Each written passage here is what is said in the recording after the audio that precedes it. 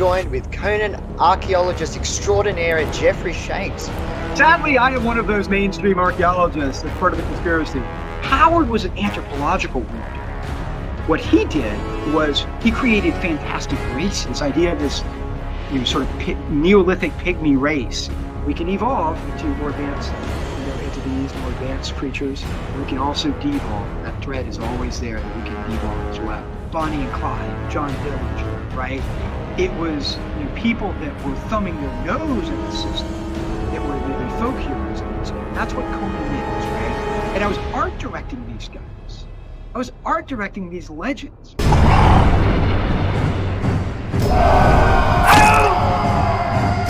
to the tyrant!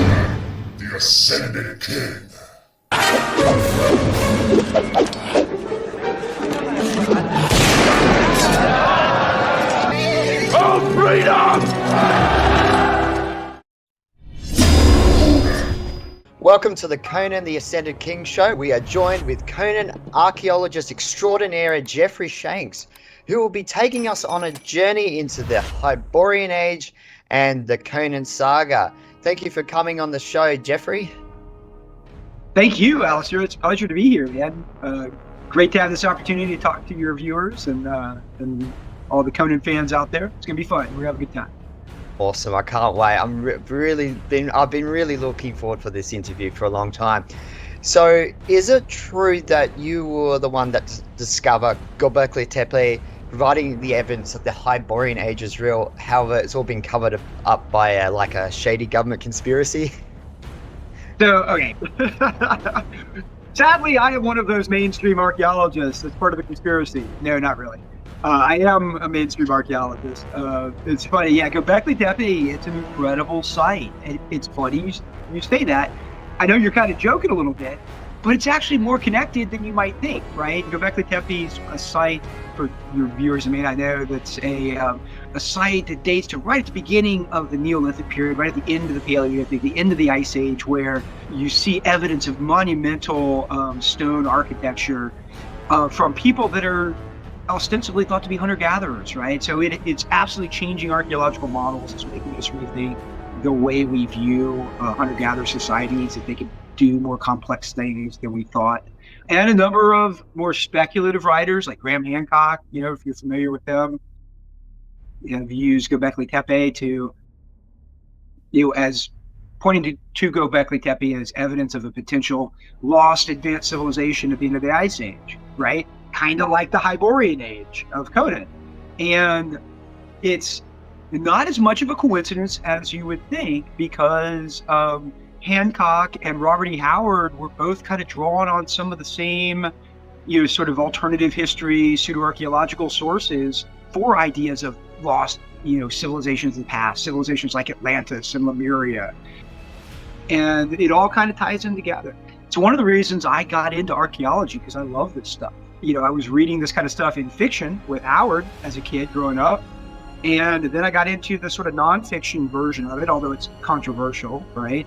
It's one of the reasons I got into archaeology, was because of this kind of stuff. So, yeah, it all ties together. It's pretty cool. Tell us, how you got into archaeology and how did your career begin from there? Now, and I'll throw this out there. Although I did not excavate Göbekli Tepe, I did excavate Robert E. Howard's backyard, a few years ago, which was kind of amazing. That was an incredible experience. That was where my day job and my, sort of my side gig as a Conan fan and Conan scholar, it was worlds colliding, essentially.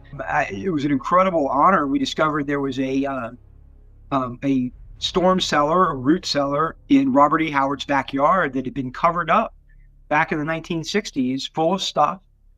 It turns out we were at Robert E. Howard Days, which for those of you that don't know, it's a little small con that we have every year in Cross Plains, Texas, Robert E. Howard's hometown. And one year, this is 2018, I believe, a couple of folks showed up, a couple of older guys who used to own the Howard house back in the 60s when they were teenagers. And they talked about when they bought the house, there was a storm cellar in the backyard that was just full of all kinds of junk. They had no idea what was in there, and they just filled it all in without looking at it because they were afraid of rattlesnakes and stuff. And these older guys, they look around, they're like, yeah, there's no telling what's in there. It could be Robert E. Howard stuff. If you knew somebody that could excavate this stuff, you'd probably find all kinds of things. And then all of a sudden, about 50 people all turned and looked at me, because I was the resident archaeologist, right? At the time, I was working for the National Park Service, and the Robert E. Howard House is on the National Register of Historic Places here in the United States. And that was literally part of my job, was to work on sites like this. So it's like, okay, well, let me see. So we ended up, working with a nonprofit to raise some funds on GoFundMe to cover the costs. We did an excavation, and we excavated the storm cellar in the back of Robert E. Howard's backyard and found all kinds of stuff. We found very little that was probably related to Howard. We found some medical supplies that probably belonged to his father. His father was the local town doctor.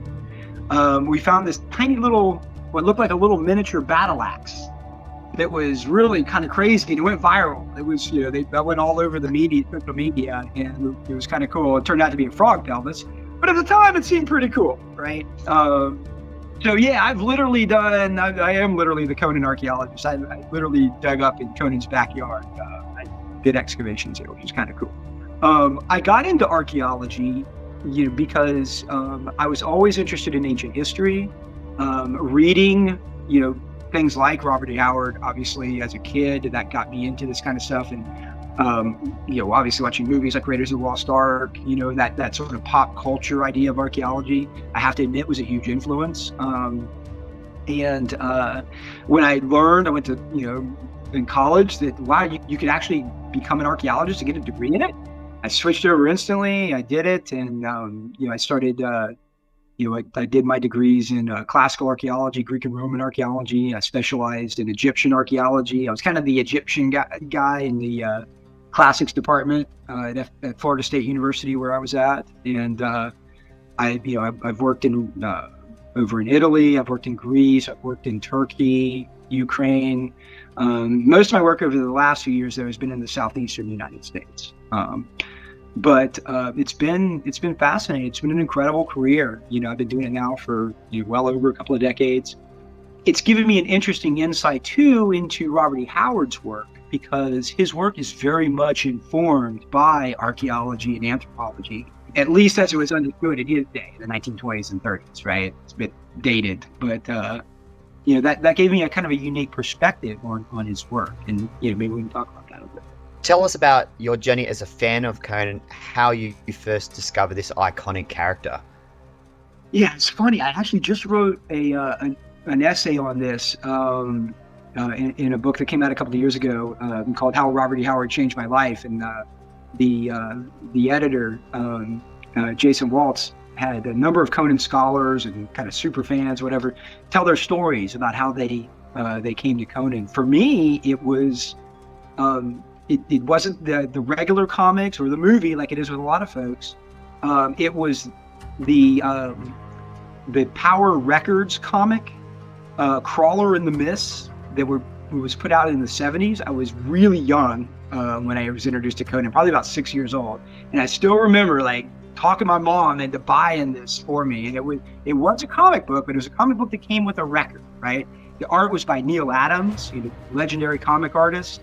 And man, I played that over and over and over again. I don't know who did Colin's voice, but he had absolutely the right the right vibe, the right sound for Conan. He sounded like badass, and I would follow that along. I could barely even read, right? But I had the record that I could follow along with this Conan comic, and art by Neil Adams, who I didn't know at the time. Now, of course, I know.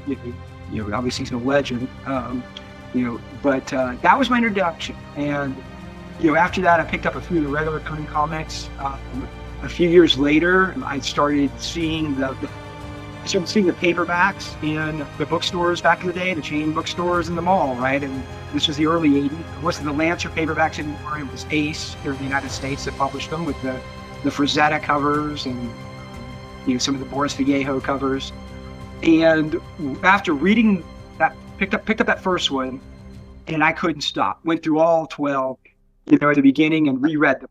So I picked, so I picked up the Ace paperbacks. I started reading, it was the original first 12 that were Robert E. Howard stories, mixed with some of the new stories by L. Sprague de Camp and Lynn Carter, with the Boris Vallejo covers and the incredible Frank Frazetta covers, the iconic, those iconic paperback covers, that sold so many of us on these stories back in the day. And I couldn't put them down. Could not put them down, right? I read all 12 and started all over again and read them all over again. I will tell you though, even then, even as a kid, I was probably about 10 years old at this point. And even then I could tell the difference between the Robert E. Howard stories, the original ones, and the ones by DeCamp and Carter. There was something about those original Howard stories that were just so much more raw and primal and powerful, right? And not long after that, right as I was starting to read the books, is when the film came out, in 82. I was still too young to see it in the theater. I caught it when it was on HBO, probably a year later. As soon as it debuted, I was there in front of the screen watching it, and man, I was in. And even then, I knew, it wasn't quite Howard's Conan, but I didn't care. It was still amazing. What an incredible movie. Just so visceral and, an incredible film. I was in at that point, then I was reading the comics. I was reading Savage Sword. By the early 90s, I went to college. I was fortunate my library had a number of Robert E. Howard books. And for the first time, I discovered a number of his other characters beyond Conan. I was familiar with Kull and Solomon Kane from their comic book versions. For the first time, I started actually reading those stories. I read his boxing stories. I read, even some of his westerns and things like that, his horror stories, and became really just a hardcore Howard fan, and not just a Conan fan. In the internet, I was kind of in and out of fandom, kind of on the periphery. It was really in the early 2000s I started going on the some of the Conan.com chat forums and stuff like that, and posting on there quite a bit. Eventually I got invited to contribute to the Sumerian blog, which was one of the major Robert E. Howard blogs in the early 2000s, and started writing there. At that point I got kind of sucked into hardcore Howard fandom. I joined the Robert E. Howard United Press Association, which is very much an old school fandom thing. It's an APA, an Amateur Press Association, and it's something that Robert E. Howard and H.P. Lovecraft used to do back in their day. And it's kind of what you do is you make your own fanzine, right? You got a group of people, small group of people that are part of this organization, and everybody does their own fanzine, and they send them to an editor, and that editor collates everybody's fanzine and puts them into one big volume, right? And then sends out copies to all the members. Paper copies, it's not digital, it's old school. And I joined that. I'm still a member today. It's one of the oldest fandom amateur press associations that's still around, the Robert E. Howard United Press Association. Very much old school, staples and paper, and snail mail, the kind of thing that doesn't really exist much anymore. And it's kind of cool to be a part of some kind of like an old school fandom activity like that. I started going to Robert E. Howard days, the con, and I do panels and all of that. And it didn't take long. I started writing, I guess because of my background, I started doing a lot of academic work on Howard, and publishing articles and peer-reviewed articles on Robert E. Howard, right? Because you can do that nowadays, right? It's amazing.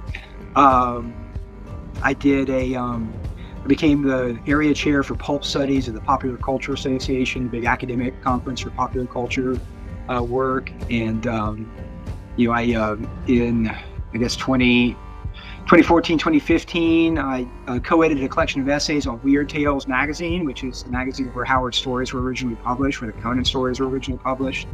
That got nominated for a Bram Stoker Award, which I'm really proud of that work. So I started doing a lot of academic work, and then I got asked to be a consultant on a number of projects. I was a consultant for the Modifius role-playing game. I did some consulting work for some of the video games, Conan Exiles, some of the other ones. I was a consultant on several projects that didn't see the light of day, unfortunately, and I can't talk about them, which really sucks because it's very cool. I've been working with Heroic Signatures and Fred Malmberg, who's been his companies have owned the rights to Conan for a good 20 years now. So I've known him for 12, 13 years now.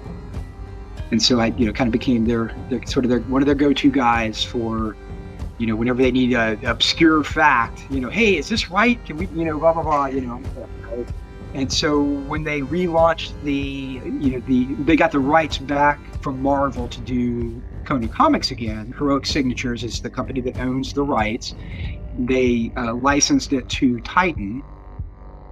Titan Comics, which is a British company, which they're primarily known for doing books, right? Their comics line is fairly new, and they're kind of new at comics. It's an interesting relationship because Heroic Signatures is still maintaining creative control over the content.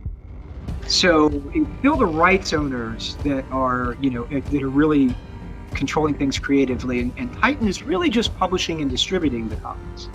So like the writers like Jim Zub and the artists and all, they actually all work for, like Jim works for Heroic Signatures, not for Titan. I'm a consultant with Heroic Signatures, not Titan. And so I've been working with them, and it's been great because it's allowed us to do new Conan material, but still maintain creative control, and so now I write, a number of the essays that are, in the backs of the comics now. I'm actually working on my first actual comic story, it's going to be in a future issue of Savage Sword, coming out in a couple of months, which I'm super excited about. It's a little different. I probably can't say a whole lot about it yet, but, that's new for me, so I'm having fun with it. It's been quite a journey. As a fan, to becoming, a Howard scholar, or, whatever you want to call it, or expert, to a consultant, to, now actually writing stuff and doing creative content as well. It's living the dream, man. What can I say? It's cool. That's amazing. Man, you've had such an adventure, such a journey. I love it. What has been the most fascinating thing you've come across in researching Conan lore? That's interesting. God, there's been so much. I've been doing deep dives on Conan, on Robert E. Howard. One of the things I think that for me, learning what Howard was really like from reading his letters and things like that. I will say this: I know a lot of older fans, my age and older, grew up reading, the Lancers or the Ace paperbacks or the Spheres in UK. I'm not sure in Australia who the publisher was of the DeCamp edited versions. And reading those introductions by L. Sprague DeCamp about Howard, I started to realize that he absolutely had no idea what Howard was really like. And the picture that he painted of Howard was not accurate at all. This kind of depressed loser, with mother issues and things like that. That was DeCamp trying to project his own ideas on Howard. I've been deep. I've read all of his letters. I've gone, as much as you can get into the mind of someone who lived a century ago. I've been in that mind, right? He was actually an incredibly funny guy. He was brilliant. He was, did he have mental health issues? Unquestionably, right? Because we know he ended his own life, right? It probably the kind of thing that today could easily be treated, right? But in his day, you didn't treat those kinds of things, and he fell prey to his own demons, But he was incredibly creative, incredibly ahead of his time, brilliant mind, trapped in, to be frank, a very rural environment that was probably very stifling to someone with his imagination and his creativity. And he struggled with that. He was, also the primary caregiver for his mother, who was tubercular, while his father was gone all the time and absent, right? It was kind of had a messed up family situation, right? And yet, in 10 short years, he was able to create incredible worlds and brilliant humor. Like, his humor is that you talk about, like, a surprise thing that I learned about him was his humor. If you've never read his funny boxing stories or his funny westerns, they're hilarious. It's over the top violence. It's like, like crazy stuff. It's like, it's almost Tarantino, like Kill Bill, like in like violent humor, right? It's like Pecos Bill meets Kill Bill, right? It's his funny westerns. That was surprising. For me, on a more personal level, it was surprising how much he was using archaeology and anthropology, the things that I was really into. We talked earlier, like Graham Hancock and these, some of these sort of pseudo-archaeology, alternative history ideas about the past. Howard was using all of this stuff. And, I was reading about it in fiction. I thought it was just coincidence. But as I started realizing what his sources were and where he was getting his material from, it's not a coincidence. Howard was into the same kind of stuff I was into, growing up, watching In Search Of, and, he was just reading the equivalent of it in his day, right, back in the 1920s. That was a surprise to me. And that's where I ended up doing a lot of my research focused on, like how he was using archaeology and anthropology in his world building. That was another surprise, how complex his world building was. If you read De Camp kind of almost makes fun of Howard's world. He kind of slapdash, threw it together. No, what I learned was that the world that he created with the Hyborian Age, it wasn't something he just threw together. It was a decade worth of building this fictional prehistoric world that he was drawing from a number of sources on and putting a lot of effort into it, a lot of work into, and it evolved over time, right? And he was creating this vast timeline of human history, a fictional timeline, right, and a fantastic timeline, because it has Atlantis and Lemurian cataclysms and things like that. But he was creating this vast timeline in all of his characters and his major series that he was working on, Kull, Bran McMorran, Solomon Kane, Conan. They all fit in this timeline that he was creating. And it evolved over time. He made it, he would add to it and tweak it and do this, right? But he put a lot of effort into his world building. Today, when we think of world building, we think of Tolkien, as a great fantasy world builder, but Howard was too. And Howard was doing this also in a very early time when, fantasy as we think of it in a modern sense was still very new, right? And, he was way ahead of his time, doing things like having maps, right? Something we take for granted today in fantasy fiction. Every time you open a fantasy novel, you got the map at the beginning, right? People weren't doing that before Howard was doing that. He drew some of the first, fictional, fantasy maps that really hadn't been done before Howard. Tolkien would do it in 1937 with The Hobbit, but Howard did it in 1932. When he was doing the Hyborian Age and developing that right at the beginning in those first couple of Conan stories, he was already drawing maps of the Hyborian Age that still survive to this day. So his world building and how complex and how much effort he put into it, that was a big surprise to me, because people had always downplayed it. People like De Camp and others had downplayed Howard's world building. But he was just as sophisticated a world builder as Tolkien was. He just did it in a different way. Tolkien built his world philologically, right? Philology is the study of languages. What Tolkien did was he invented languages, fictional languages like Elvish and things like that. And that's what he used. He did that first, and then he built his world on top of these languages he was inventing. Howard was an anthropological world builder. What he did was he created fantastic races, fictional races, right? His Picts, which were fictional, his fictional version of the Picts, the Atlanteans that became Sumerians later, the Hyborians. He was creating fictional races, races in quotes, right? And then using that as the basis to build his world on, right? So I'd like to call it anthropological, right? Because that's kind of what Howard was doing. And that's been a focus of my research. So yeah, that was a surprise to me, just how sophisticated a world builder Howard was. So yeah, that's a long answer to your question. There were many surprises when I really dug into Howard, because there are a lot of myths out there about him, that just really aren't true.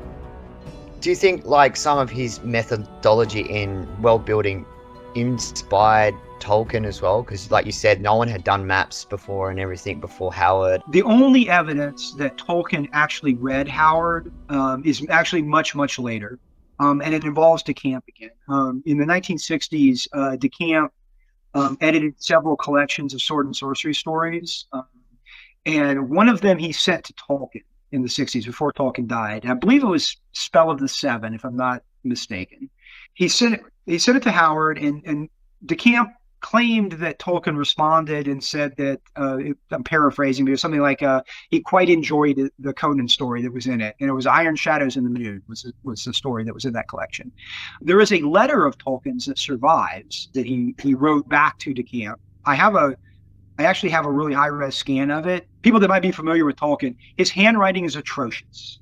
It is almost impossible to decipher it. I have tried to decipher this letter. I have it, where he's talking about a number of the different stories in this collection that Elsprague DeCamp sent him. And it looks like, what I can read out of it, it looks like mostly he was talking about the C.L. Moore story. There's a Jirel of Jory. Catherine Moore was another Weird Tales writer who wrote Sword and Sorcery, a contemporary of Howard's. And she had a female protagonist, Jirel of Jory, sort of a French swordwoman, a lot like Howard's Dark Agnes, very similar. He seemed to really like the C.L. Moore story, Tolkien. I couldn't read everything he said, but he seemed to go on and on about the C.L. Moore story. I couldn't find him mentioning Howard at all in this letter. So that's the only evidence we have that Tolkien even read Howard. So I think that they were just working on opposite sides of the pond, and it was just something in the zeitgeist at the time. Fantasy, both of them were drawing they were influenced by similar writers that had come before them. Both of them were influenced by Arthur Machen, the Welsh fantasist, a weird fiction writer. Both of them had read George MacDonald and some of those early fantasists. They'd read some of the same folks, which influenced both of them. Machen, Arthur Machen in particular, is a fascinating influence on both Howard and Tolkien. He's best known for he wrote a number of stories about the little people, right? His idea of, but it was almost an evolutionary, horrific version of fairy folk and like the little people legends, right, of Europe, where the elves and fairies are actually this subterranean, degenerate race, right, that lives underground. And Machen touched on them in a couple of novels. One of them in short stories. The one is called The Novel of the Black Seal, right? And it's actually where Howard gets the idea of the black stone from that appears in a lot of the stories. But Machen was drawing on this kind of wacky anthropological idea that was popular in the late 1800s, that the European legends of fairies and elves and little people and stuff like that was based on a real like Neolithic pygmy race that lived in Europe at the end of the Ice Age, which it wasn't true. There's no evidence of it at all, right? But it was a real popular idea at the time. Machen played on this idea. Both Howard and Tolkien both made use of this idea of this sort of Neolithic pygmy race in Europe that's the origin of fairy stories. For Howard, it ended up in his Bran McMorn story, Worms of the Earth, and a number of similar stories where you have the subterranean race that devolves underground, right? This is where Howard's kind of dark take on, evolution, and they become more reptilian over time, and they live underground, the worms of the earth, right? This horrific race of, so Howard takes these things and he goes to a dark place usually. For Tolkien, this was, Tolkien, one of his professors at Oxford, was one of the last anthropologists that still bought into this idea. And it influenced Tolkien as well. For Tolkien, this is where he got the idea of the hobbits from this concept. So there's nothing better, right, that gives you, we talk about Howard and Tolkien as sort of the fathers of fantasy, right? But they have very different versions of fantasy. Howard with his darker sword and sorcery, and Tolkien with his high fantasy, right? To me, nothing epitomizes that more than what these two guys did with the same theory. For Tolkien, he took this theory and he turned his hobbits into these jovial little fat, happy hobbits, right? With Tolkien, there were these degenerate, evil like creatures that will like right. That to me is just the perfect example of the difference between these two. I got to do I need to do an article on this one of these days.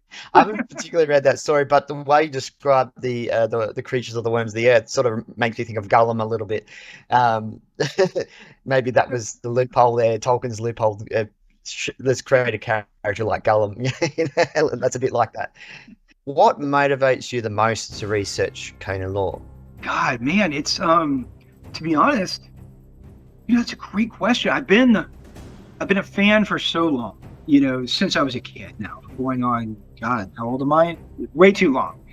To be able to, dive so deep into these topics. And when I realized just how similar I am to Howard, right? And how much he was into the things that he was using to create his backstory for Conan, all of this ancient history and lost civilizations. These are all the same things I was into too, right?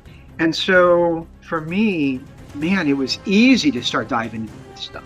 It was almost like it was meant to be. When I started learning where Howard was getting this material from, I couldn't get enough of it. I started reading, a lot of what I do is go back and I read Howard's sources.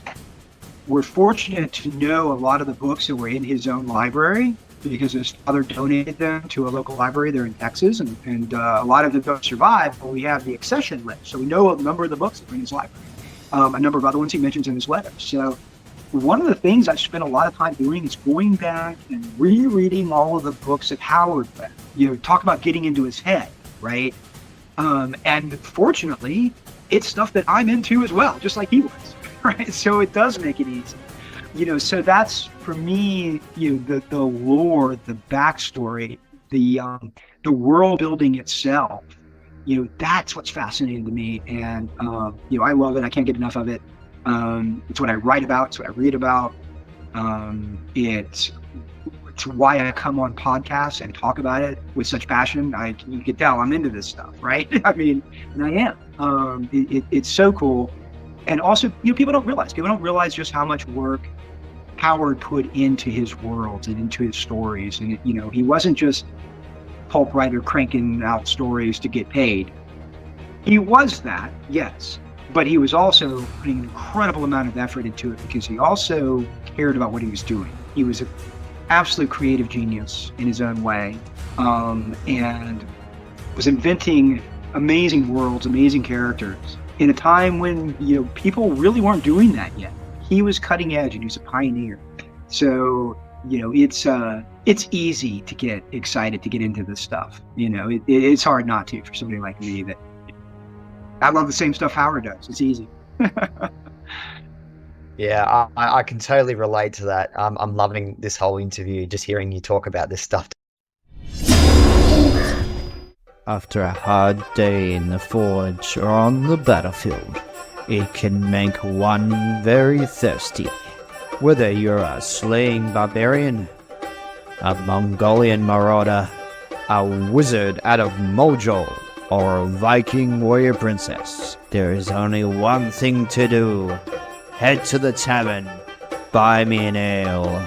Click the link below, or scan the QR code to show your support for this channel. So who has inspired and mentored you the most while researching the Conan Lore? There have been quite a few. Let me throw out one name in particular, especially as a mentor, and that's Rusty Burke. For those who don't know, Rusty is really considered kind of the preeminent Robert E. Howard scholar. He's the expert on Howard's life and works. He's very much unsung, but the new Del Rey versions, the authoritative texts. Rusty was the series editor on that. He is kind of the patriarch of Robert E. Howard studies in many ways. He has been an incredible mentor to me over the years. I will say this, for your fans who may not know Rusty, you should know his name. He also just very recently, a couple of months ago, actually suffered a pretty bad accident and had a bad fall and had a head injury, and he's still recovering from that. And so those of you that are fans of Robert E. Howard, fans of Conan, keep Rusty Burke in your thoughts right now. He's recovering and he's in rehab and he's doing well. He's really one of the people that is mainly responsible for us having pure Robert E. Howard text available now for the first time in decades, and has just been an incredible champion for Robert E. Howard and Robert E. Howard studies over the last 40, 50 years. So Rusty is a huge influence and mentor for me, and has been. And I have just such incredible respect for him. He's an incredible person too. I would also be remiss if I did mention Patrice Lounet. Patrice is, he and I have become good friends over the years and partners in crime. He was the editor of the Conan Voyages for Del Rey, was the editor of those stories, and wrote the Hyborian Genesis essays in the back of them. He is the expert when it comes to the Howard texts. He's been an incredible resource for me when I'm need a draft. I'm trying to figure out, going down some rabbit hole. Hey, what about in this draft version? Do you have a copy of that? Yeah, here you go. And I've made some incredible discoveries just from stuff that Patrice knew about but didn't have time to follow up on, right? So he'll send me a couple of drafts of something like, here, this seems weird, see if you can figure this out. You're an archaeologist, and I will, and I'll take it and run with it. I first finally got to meet Patrice in 2012 when he came over to the state and at WorldCon in San Antonio, and that was a lot of fun. We got into a lot of trouble, me and the Frenchman. It was a lot of fun. But we still do. I consider him a very good friend now. I would also be remiss if I didn't mention Mark Fenn. Mark is the author of Blood and Thunder, which is considered the definitive Robert E. Howard biography. Another partner in crime of mine. Yeah, we're get up to no good all the time. And Chris Gruber, who's one of the champions of Howard's boxing stories. Mark, Chris, and I, we do a panel every year at Howard Days on Howard's boxing stories, and we do it at the old ice house where Howard used to box himself. We do a night panel every year. All that's left is the concrete slab where the ice house used to be, right, where Robert E. Howard used to go down and he would fight with the roughnecks and the oil workers and the farm hands, and it was prohibition back in those days, so the ice house is where they kept all the beer secretly, so everybody would go over there and they'd get drunk and fight. We go there and we do a boxing panel there every year, and do those kinds of things. The three of us published Skelos briefly, attempt to do a weird fiction magazine. Lasted 4 issues before we ran out of money, but those are some of the there's a number of other people I can mention, but those are the ones that have been my close friends and colleagues through thick and thin, over the years, and mentors for me. And I can't thank them all enough, for being good friends, for being great colleagues, and for being inspirations for everything that I do, and for being champions of Robert E. Howard and Conan. Yeah, I've read Mark Finn's biography on Howard. I loved it. It was an amazing read. It really set the record straight, and showing that the other sides of Howard, not just the depressed whatever DeCamp sort of portrayed him. It showed the full spectrum of his character and his influences, and I loved hearing about the tall tales of Texas and the inspiration of the Irish Scottish migrants had a huge impact on Howard as well. Yep. He had a grandmother that would tell him stories, myths and legends and things like that. And funny enough, when I was reading Game of Thrones, the grandmother of the Stark family bared a striking resemblance to Howard's grandmother. So I thought, Martin's influenced by Howard a lot. Yeah, I don't know if that was a specific influence, but Martin is very much heavily Howard influenced. I've talked to him about it. He's interestingly, he's not as much of a Conan fan as he is a Solomon Kane fan. Martin's a big Solomon Kane fan. Yeah. But heavily influenced by Howard. Martin's world building is very similar to Howard's world building too. Same kind of thing where he has fictional nations and kingdoms and things like that, but they're based on real world historical analogs, right? The same way Howard did with the Hyborian age. So it's almost shorthand, right? You know Westeros is supposed to be Western Europe, right? You know the Dothraki are Mongols or whatever, right? So he was doing that same kind of world building that Howard liked to do, right? I mean, it's not a coincidence. Over the years, you've been involved in the Conan franchise and advising the games and comics. Tell us how you got those opportunities, including Dark Horse, Titan, and Modiphius. Sure. So mostly it was, because, getting to know Fred Malmberg and, Heroic Signatures Now. At the time, they went through a few names, Cabinet for a while. It was usually, Fred and Jay Zetterberg, with those companies that would, when people would come to them to license, they would give them my name, like, hey, you might want to talk to this guy, right? That's mostly how I've gotten these gigs. With Modiphius, that was a tremendous amount of fun. Really enjoyed that. They came to me, they had just gotten a license, and they didn't know the character all that well. And one of the things I convinced them of early on was, here's what you need to do. If you want this to be successful, make it pure Robert E. Howard Conan. We've had RPGs that have all the pastiche Conan stuff in it. Monolith had just done their board game with keeping, and they had Patrice as their advisor, right? European company that put out the board game, and they kept it strictly Robert E. Howard's Conan, no pastiche, and they pitched it that way, right? That was part of the sell. We're just going to go back to the pure Robert E. Howard, and it sold like hotcakes, blew up Kickstarter, broke records, right, for board games and Kickstarter. So I went to Modiphius with the same thing. It's like, look, make this Robert E. Howard's Conan. There have been previous versions. Mongoose did the Conan RPG with all the camp pastiche in it. Make this game all about Robert E. Howard's Conan. In fact, call it that. Call it Robert E. Howard's Adventures in an Age Undreamed, right? Put Robert E. Howard's name in the title. That was me. Like I was like, do this, trust me. And they're like, I don't know. I'm like, no, trust me. It'll be like, it's like Bram Stoker's Dracula, or you know what I mean, like. Trust me on this one, promise you. And they did. Fortunately, they trusted me.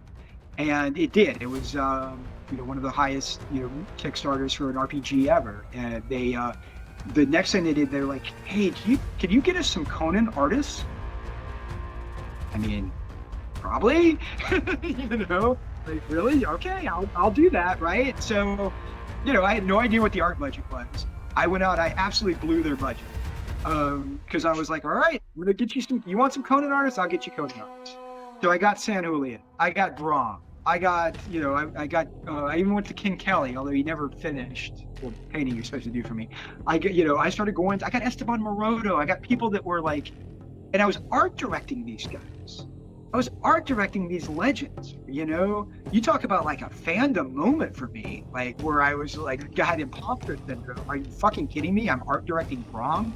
Have you lost your fucking mind, right? Incredible honor, right? Like, I have to, and a lot of guys I knew already. I've been working with like Tim Truman, who was, and Tomas Giorello, I already knew them, they were working on Dark Horse, because I'd done some stuff with them, and Tim's a good friend. So I got them involved, but God, the names, Val Merrick. I went back and got all of these legends that were doing stuff, back for Savage Sword when I was a kid back in the day. And now I'm art directing these guys, and I'm bringing them all in. And, Modiphius is like, can we afford this? Trust me, man, it's fine. Don't worry about it. And it worked because we're throwing these names up there. Like, these are the guys that are going to be doing the covers for us. God, I was like, Simon Bisley, he and I got drunk at a con in Pensacola, Florida, like where I was art directing. We're talking about he's doing a Rogues in the House cover, and we're wasted drunk at the bar. Like that was how we did the art direction for that cover. And it turned out brilliant. It's beautiful. It's like a Frazetta thing, right? So so that Modiphius gig was pretty amazing. I did a lot of writing for it. I wrote. It was some of my first attempt at writing, something like fiction, right? I wrote the sort of a gazetteer of the Hyborian world, and I wrote it in the voice of Astraeus, who is kind of the Nemedian that appears in A Witch Shall Be Born. He's like a Nemedian that's in the East, and he's writing back home, talking about it. So I wrote in his voice, he's sort of like a Hyborian age Herodotus. Writing about all the different nations and things like that, because that's, I could do that. It wasn't too too much of a stretch for me. It's like I wrote a thing in the voice of Professor Kirwan, right? The occult archaeologist, occult detective character. So I wrote some stuff for the first time, doing some sort of fictional kind of stuff. But mostly I was advising them. I was making sure they kept things, as close to Howard as possible. And when they did have to come up with new stuff, because there were, there's areas like Katai and, the East that Howard didn't flesh out very much himself. And so what I tried to do was, all right, if we're going to be making stuff up, what we need to do is look at what would Howard himself have done, right? We should go to the same sources that Howard would have gone to, right? The pulp authors he was reading, the historic sources he was reading, to get inspiration for that. The other thing that was my idea was having different source books where we didn't base it sort of chronologically or geographically, having source books like here's the Aquilonia book, here's the Stygia book. Instead, my idea was let's do it based on Conan's different career, his sort of different careers, right? Let's do a thief book. Let's do a pirate book. Let's do a book where he's like a mercenary, and because in doing so, what Howard was doing when he was writing those stories was he was playing in different genres, right? That's one thing you got to understand about the original Howard stories, right? He's not just writing fantasy, right? Howard wrote in so many different genres. He wrote detective stories. He wrote pirate stories. He wrote westerns. He wrote, all these different things, right? The Conan stories are the same thing, right? Just set in the Hyborian age, because that was what he liked to do. He liked to play in these different genres. And so if you're doing a role-playing game and you want to really capture the feel of Howard's Conan, then you need to do a Conan the Pirate source book, and you need to write it so that you can teach the game master how do you run a game so that it's a pulp pirate story the way Howard would have written, right? And that's the idea. So you want to look at who was Howard, what was he looking at for sources? He was reading Raphael Sabatini, and he was watching the Douglas Fairbanks, like the Black Pirate, silent movies and stuff like that. That's the vibe you need if you're going to be a game master running a Conan the Pirate story. If you're doing a thief story, it needs to be a little different, right? It's going to be a caper thing. Maybe it's more based on like the Thief of Baghdad, with Douglas Fairbanks, the silent movies and things like that. So that was what I got him to do that as well, right? Do different source books so that you're capturing what Howard was trying to do with the Conan stories. Each one of those source books is, here's how you run this type of a game where it's this kind of pulp genre and it has that kind of feel to it. And I'm really proud of that. And I think it was very successful. I wasn't a huge fan of their game system, but it worked pretty well. But the lore in that RPG, in that game system, I'm really proud of. That's where I had the most influence, and it was hugely successful. A lot of people loved it. So yeah, that was a fun gig. Yeah, I absolutely love that collection of the RPG game that you worked on. I've actually got the digital copies of it, and I'm trying to find some people to play with me. So I'd love to do some live streams or something. That'd be wild, and. One of the fun things that we did to promote the game was right when we just had a playtest in time, and we had it at Howard Days. Again, this con that we have in Cross Plains every year, Robert E. Howard's hometown. And we did a playtest, and you can find it on YouTube. It was the first playtest that we had. We did it in Robert E. Howard's house, sitting at the kitchen table, and it was me and it was Mark Finn ran it, and it was a number of Howard scholars and kind of name fans basically, and they filmed us playing this play test in Robert E. Howard's house, sitting at his kitchen table. It does not get any better than that. You can find it on YouTube. It's fun. We'll see. There's a Monolith now has the rights to do an RPG, and they're coming up with a new one. I'm hoping that we will have a play test that we can do this year at Howard Days. So we'll see. So stay tuned for that. I hope we'll get to maybe we'll get to relive that moment here at this year's Howard Days in June. Oh, definitely. I'd love to see that. That'd be awesome. Is there any other Conan-related projects that you are now working on that you can mention, or? Yeah, let's see. Let me think about that. So obviously, I'm still working on I work with the Titan on the Titan comics, and I write the essays in the back on mostly on Robert E. Howard, right? And how I try to tie in whatever's happening in the story, even though we're not adapting Howard's Conan story as we're doing original material. I try to at least look at the themes that are in that issue and kind of tie it back to what Howard was doing. Because one of my goals is to try and get people to go back, if you're just a comics reader or you're just a fan of the movies, to go back and read Howard's stories too. I think it's important to go back, and read those original stories. So that's where I'm focusing quite a bit. There are definitely a couple of projects that I'm involved with and know about that are coming up that I can't talk about. Man, I wish I could, because there's some cool stuff. But I don't want to jinx it, right? Because nothing's ever like until it's like out, right? And it's always a struggle getting things done. But Heroic Signatures is working on some very cool potential projects in various media coming out in the future, and I really hope they come to fruition, because they're going to be cool. My own work, kind of my magnum opus that I need to finish is a book on Howard's world building. That's something I've been working on. Yeah, so the one project that I've been working on for a number of years, it's a more personal project for me, kind of my magnum opus, is a book on Howard's world building. That's something, most of the articles, research that I've done over the years has been focused on that, tracing that story of how Howard was building this fictional prehistoric world that all of his characters exist in, a Howard-verse. I've started using that term, Howard-verse, because that's what it is, right?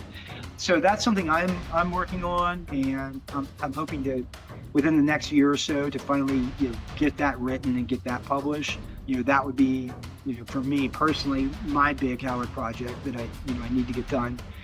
There are, I could probably mention I'm working on for the first time, I'm working on a comic story that I'm writing for the first time. That should be in a future issue of Savage Sword. That's breaking new ground for me. I probably can't say a whole lot, about what it's about yet, but look for that in a couple of issues coming up. And I'd like to try my hand at a little bit more of that. I had quite a good time writing fiction in Howard's world. So, and I've got some ideas for some stories, so I'd like to explore that a little bit more. But yeah, boy, I wish I could say more. Stay tuned. I got it, stay tuned. I think Robert E. Howard Days this year in June, we usually have a panel, it should be on YouTube, where a lot of times Heroic Signatures will mention some of the newest projects that are coming up. So maybe we'll have some announcements this year. Obviously at Comic-Con, there'll be hopefully some announcements of new things coming up. In the comics world, the big thing will be the Battle of the Black Stone event that's coming out. It'll be coming out this summer. The first teaser for that is the Free Comic Book Day issue this year, coming out in early May. So that will tease this big event that we're doing. That's kind of separate from the regular Conan series. It's a mini series that Jim Zub's writing. Jonas Scharf is the artist, and I've already seen a lot of the art. Man, it's gonna blow us minds. It's cool. Wish I could say more, but there's a lot of spoilers, so I can't. Definitely looking forward to that. I did notice you put up a post. I think, was it you that you did your own doodle, you did a drawing of Conan yourself, and you just was it you that put it up? Yeah, that was one that I gave to a friend of mine. I'll tell you, I'll show you this. This just came in the mail. I just got this. This is my contributor copies for Conan number 9, which goes on sale in a couple of weeks. This is the start of the new art. Rob Della Torre's back on as the artist. And man, I wish I could open this up and show you some stuff. There's some serious spoilers in this. It's getting that's worth not a couple. I can show you this. I got my essay in here. This doesn't give anything away. But I got an essay on the Thurian age of Kull in this one, talking about Howard's world building again, kind of my thing. So that'll be coming out. I don't know how long it'll be before this airs, but it'll be on sale March 27th. So yeah, I love getting a sneak peek and seeing all this stuff, ahead of time, and seeing how it develops, seeing the sausage making, right? It's pretty cool being part of that. That's fantastic.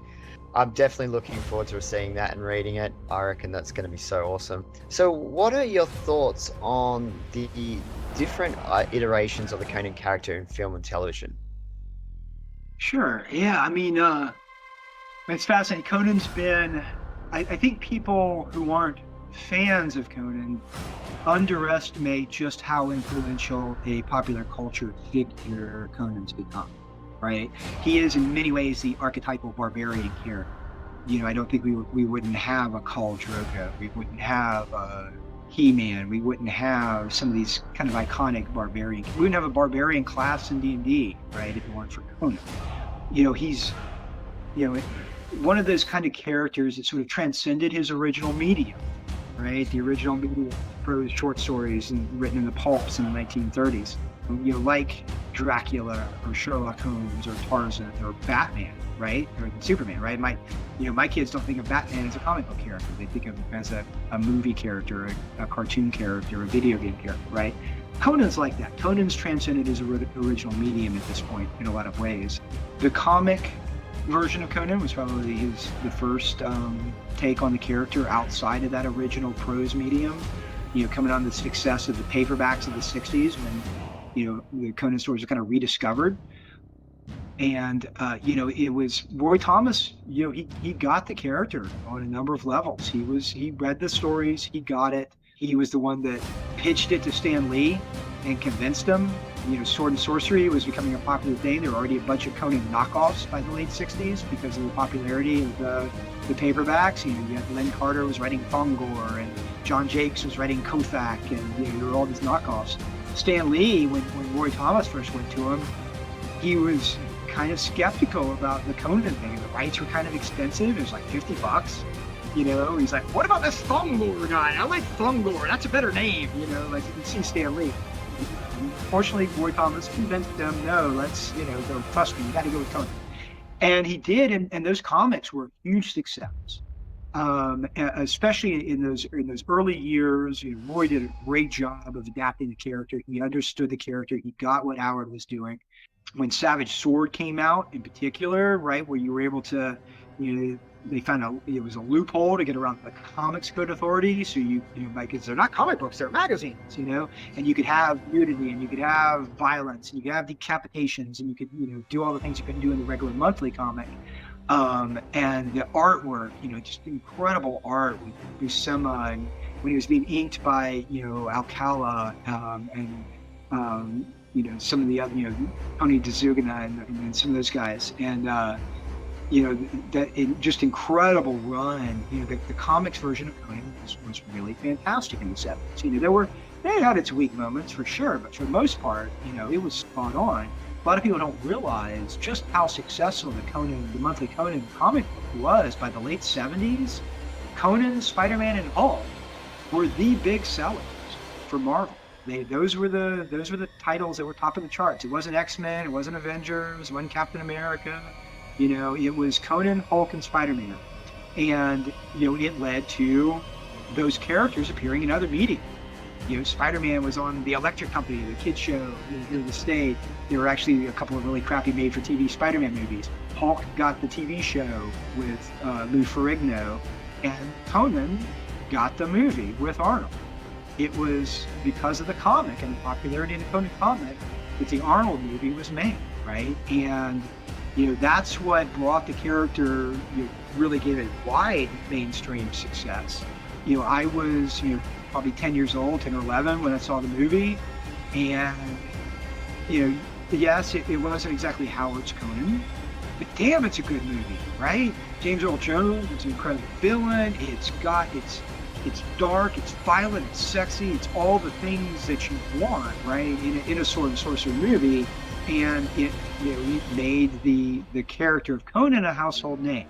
A lot of people looking back retroactively, especially really, you know, hardcore Howard fans, complain about, well, it's not really Howard's Conan. It was a good movie, but it wasn't really Howard's Conan. Well, yes, that is absolutely true. But damn, it was a good movie and an iconic part of popular culture. And it made the character that kind of an icon. That's what led to that idea of this character transcending its original medium, like I talked about earlier. At the end of the day, it was the Arnold movie that did. The comic was huge.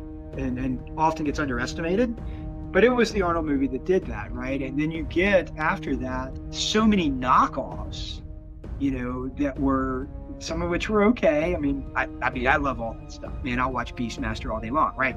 But, let's be fair, a lot of it was schlock, right? And it almost killed that sword and sorcery genre because there were so many really bad knockoffs, after that.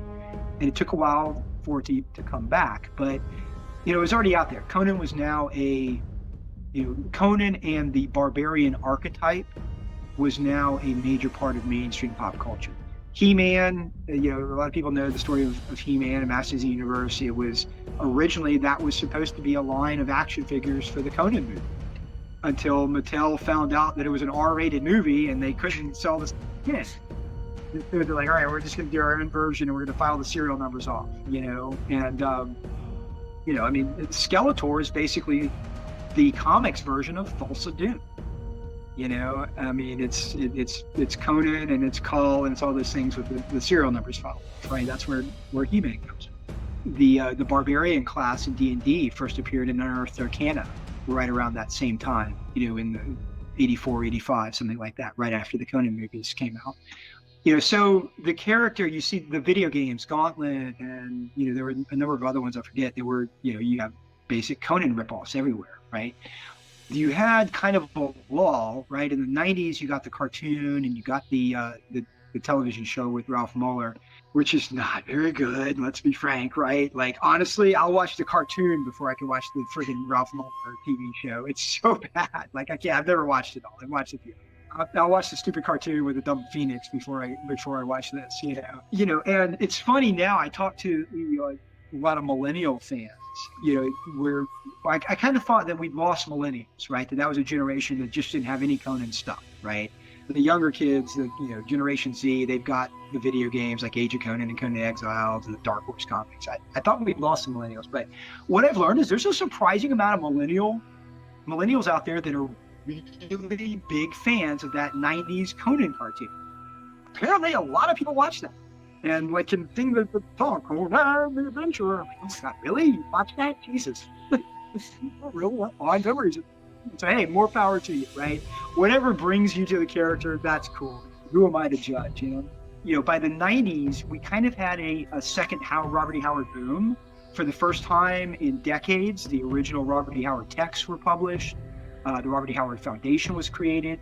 Dark Horse got the comics license and did magnificent work, both adapting the Howard stories and doing original work, kind of filling in between. Kurt Busiek, incredible writer. Tim Truman, again, good. I love Tim, good friend of mine. His writing on Conan, he's one of the best Conan writers ever. He gets the character. He's a true fan.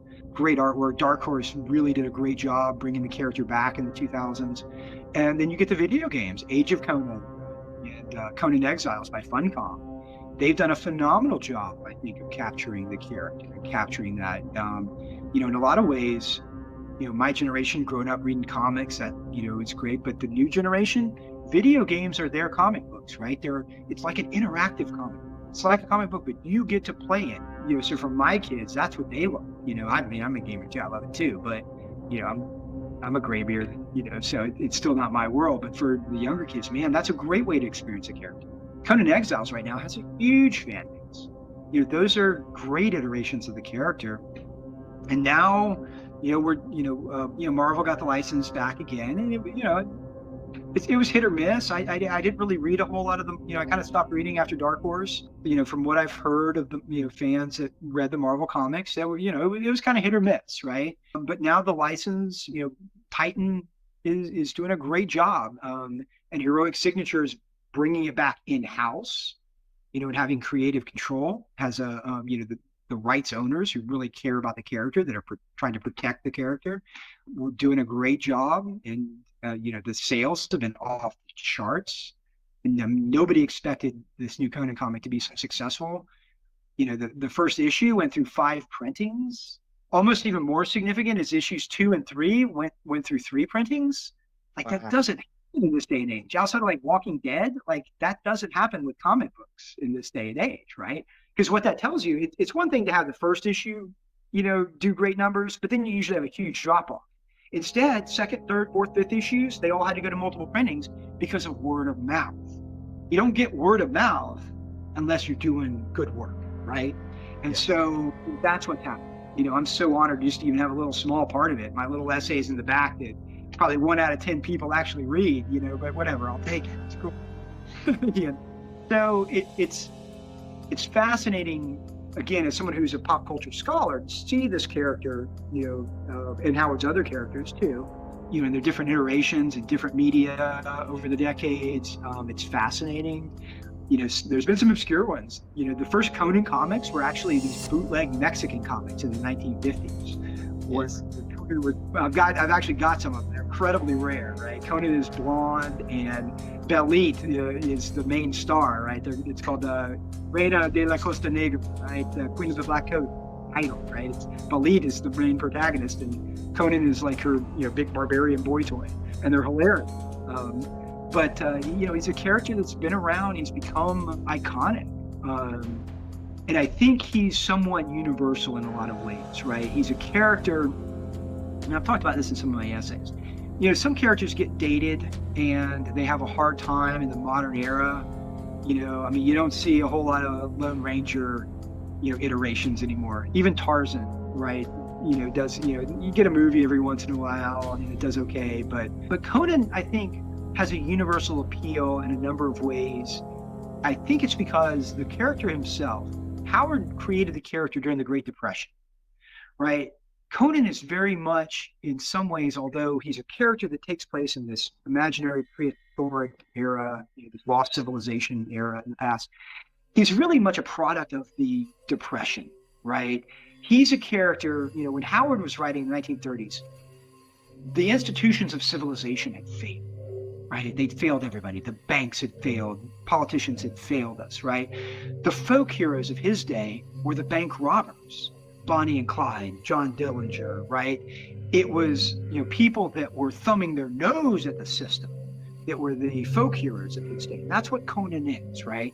He's a bandit. He's a pirate. He's a guy that's a self-made man that's out there trying in a world that doesn't give a fuck about him. He's out there making his way and doing what he needs to do, even in this decadent world of civilization, right? He's using their decadence against them to succeed, right? That's, I think, you see Conan become popular in times where we have a cynicism towards the institutions of civilization, right? The 1960s, when the paperbacks became popular. Everybody, again, a time of great cynicism, where people are distrustful of government, distrustful of institutions, right? Conan becomes popular again, 60s and 70s, right? We see it again, early 2000s, right? When, we're at a time post 9/11 and people are, distrustworthy of things that, the governments and things like that. Now we're in a time of economic uncertainty, right? Where people are, again, cynical about institutions of power, regardless of political party. We're cynical about, the politicians, and, they're not really looking out for us, right? We got to look out for ourselves, right? These are times when a character like Conan becomes popular, right? Times of cynicism, times when we are skeptical of the institutions of civilization, just like Howard was, right? Conan epitomizes that. And so, I feel like that's what always makes him kind of come back, right? In times like this, and makes him a character that we can relate to, a character that we want to be. We want to be that monkey wrench in the cogs of civilization, right? Making things succeed, coming in there, screwing things up, because it's all bullshit. We all know it's bullshit, but I'm going to come in here and I'm going to succeed because of my sheer will and my desire to be successful, right? That's what Conan does, right? And that's what makes him such an appealing character. Yeah, that is pretty much, you've captured the character in a nutshell there. I really love that summary there. That's beautifully well presented, well articulated. I think that will probably lead into some other questions we're going to come up to as well, into the psychology of the character later on. Age of Conan Unchained. The mythical lands of Hyboria calls to thee. Wondrous quests are a need to be vanquished. Join me on high adventure of the many kingdoms of Robert E. Howard's fictional world of a distant past that could have been. And if you dare, you can collaborate with me for domination in a world full of monsters and rival armies battling for supremacy. Throughout the episodes, I'll be giving commentary on Howard's Hyborian Age, and I'll be taking chats from viewers and co-players to discuss all things Conan related. Tune into my Twitch channel at www.twitch.tv/amcmorgan. I look forward to seeing my fellow barbarians in the age of Conan Unchained. What are your favorite characters and lands in the Conan saga and the Hyborian Age? Belit. I love Belit. Who doesn't, right? The pirate queen. She's an incredibly fascinating character. Fierce, powerful woman. The one woman that Conan actually, has true feelings for, right? It's because they are this, you can see in them this partnership that, he doesn't, even with Valeria, there's some other strong female characters in Howard's stories, right? There's no one like Belit, right? The two of them have that chemistry, right? And you can feel it when Howard's writing. He was probably writing that in a time when, when he had his one sort of real relationship was about that time, and so he was probably channeling some of that. Valeria's great too, the swashbuckling, strong, pirate woman. The character that I think is really fascinating that not a whole lot's been done with is Shavatas, the thief character that appears at the beginning of Black Colossus. You get this, I'd love to know more about him. He's somebody that you get like a smattering, like he and Conan were thieves together back in Zamora, back in the day, right? He seems like a fascinating character. Yag-Kosha is an interesting figure. This sort of cosmic entity, right? This, Howard, it kind of goes back, we're talking about sort of the idea of, sort of pseudo-archaeology ideas, right? Well, one of the popular things right now is ancient aliens, right? This concept, that Von Daniken made popular with Chariots of the Gods in the late 60s, and now you have the popular TV show. Howard was playing with this concept in Tower of the Elephant, in 1933, 1932 when he wrote the story.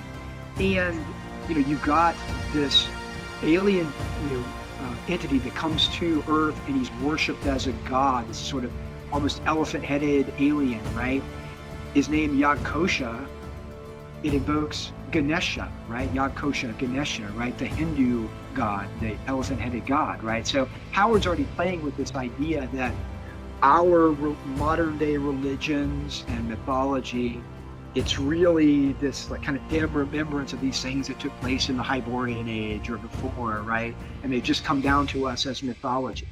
It's in ancient Greek philosophy, it was known as euhemerism, right? Euhemerus was a Greek philosopher who had the idea that all of their myths, their mythological, the gods and things like the goddesses were based on heroes and kings from, ancient past, that their deeds have been exaggerated to the point where they become gods, right? And worshipped as gods. Howard was playing with that idea, and he did it quite a bit in his stories. Yag-Kosha is a great example of it. He's a fascinating character. It was also his attempt at sort of playing with cosmic horror a little bit for the first time in a Conan story. Toying with, kind of Lovecraftian themes, that sort of larger idea. So, that's always, that's one of my favorites. There's a lot of interesting side characters. Those are probably some of the best. It is very obvious that John Milius was heavily influenced by the philosophy of Nietzsche in your research on Howard's influences. Did he ever make reference to Nietzsche at all? He does. He mentions Nietzsche one time in one letter to a friend of his, Harold Priest, in the late 20s. He, obviously Milius, that was a heavy influence on his story. He at the beginning of the film, he has the famous quote, whatever doesn't kill you makes you stronger, appears at the very beginning of the film. So Howard does mention Nietzsche along with several other philosophers in passing. It seems pretty clear that he probably really hadn't actually read Nietzsche, but read about his idea. He did read, for Howard, he was a real big fan of something called Little Blue Books. And these were little like mail order books that you could get. Because again, he's living in the middle of nowhere in Texas. It's hard for him to get books, right? I mean, he had to do everything mail order. But he could get these little blue books, and they were kind of a neat thing. They would summarize works of literature and philosophy and history and things like that. And they give you like a synopsis, basically, almost like a Cliff Notes version, right? He almost certainly had Cliff Notes versions of Nietzsche and Schopenhauer and Haeckel. He was a big fan of Haeckel. And he mentions them in the context, this is the late 20s when Howard himself was really exploring a lot of metaphysical ideas in Eastern philosophy. It's where you start seeing reincarnation appearing in his stories and things like that. It's where he gets the Kull stories, which are very metaphysical sometimes, especially like the Mirrors of Tuzun-Thun. And he sort of criticizes Nietzsche for kind of not grasping the larger cosmological view of man. So he's sort of a little critical of him, although he talks about Nietzsche trying to get there, right? And, with Nietzsche, he was trying to, he had, the concept of the will to power, right? The idea that this sort of determining factor behind humans where, you're attracted to things that make you stronger and you're sort of repelled by things that make you weak. And that's this kind of determining factor of humanity.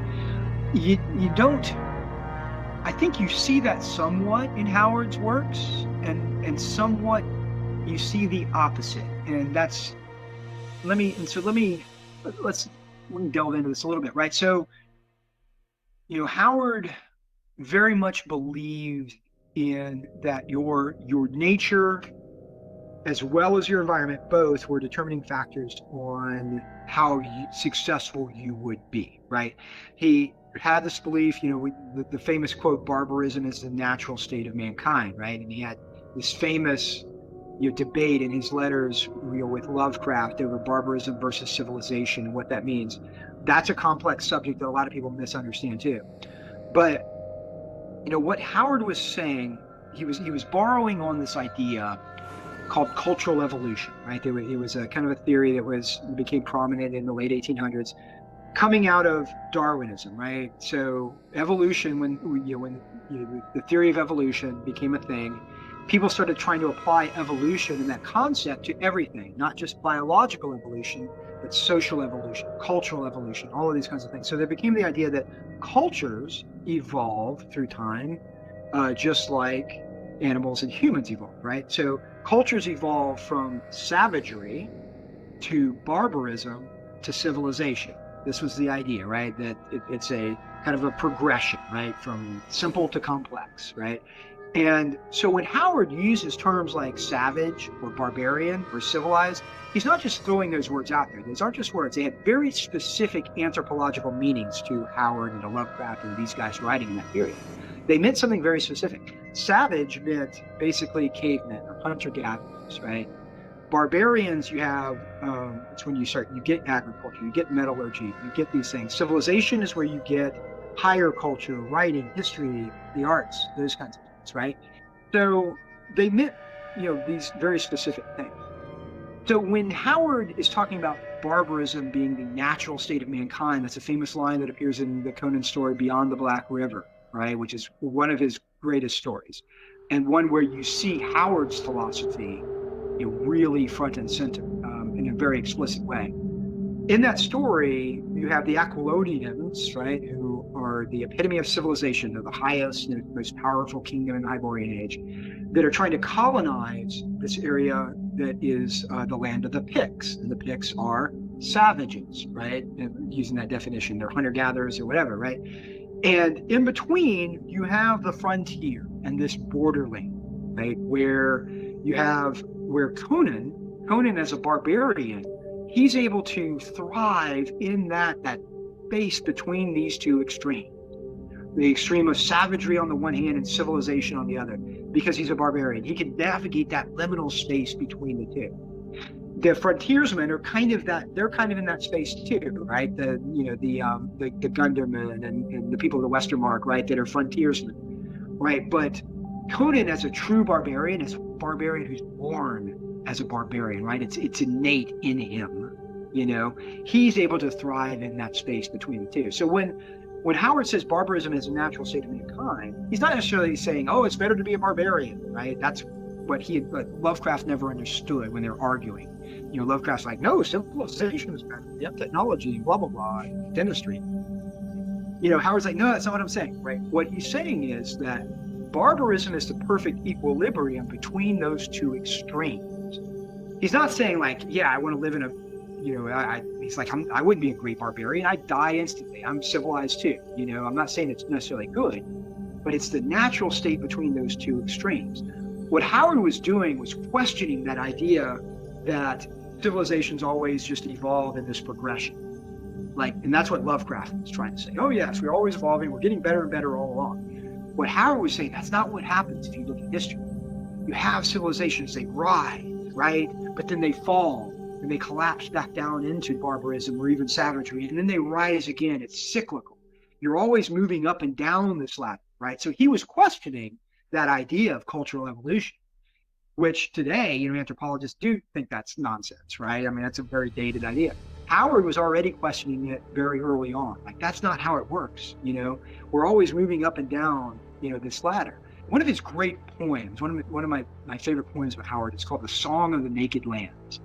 And it's a song it's a poem that basically plays on this theme. You have this civilized, a civilized country who gets invaded by barbarians. It's like a Rome or whatever, it's not explicitly stated. Barbarians invade and they conquer this civilized country and they take it over. And then you have the barbarians that, you have these, basically barbarians living in these palaces now, drinking their wine and doing all of that. But then their kids are a little softer. You have these hard barbarians take over the civilized country, but then their kids are born into it, right? And they're a little softer. And their kids are a little softer than they were. They become decadent, they become weaker, right? And then a new generation of barbarians comes in, right? And sweeps through and wipes them out, right? I feel like, so Howard would probably not agree with Nietzsche's will to power, right? The idea that we are always attracted to things that make us stronger. We are, but we're also, if we're not careful, attracted to things that make us weaker.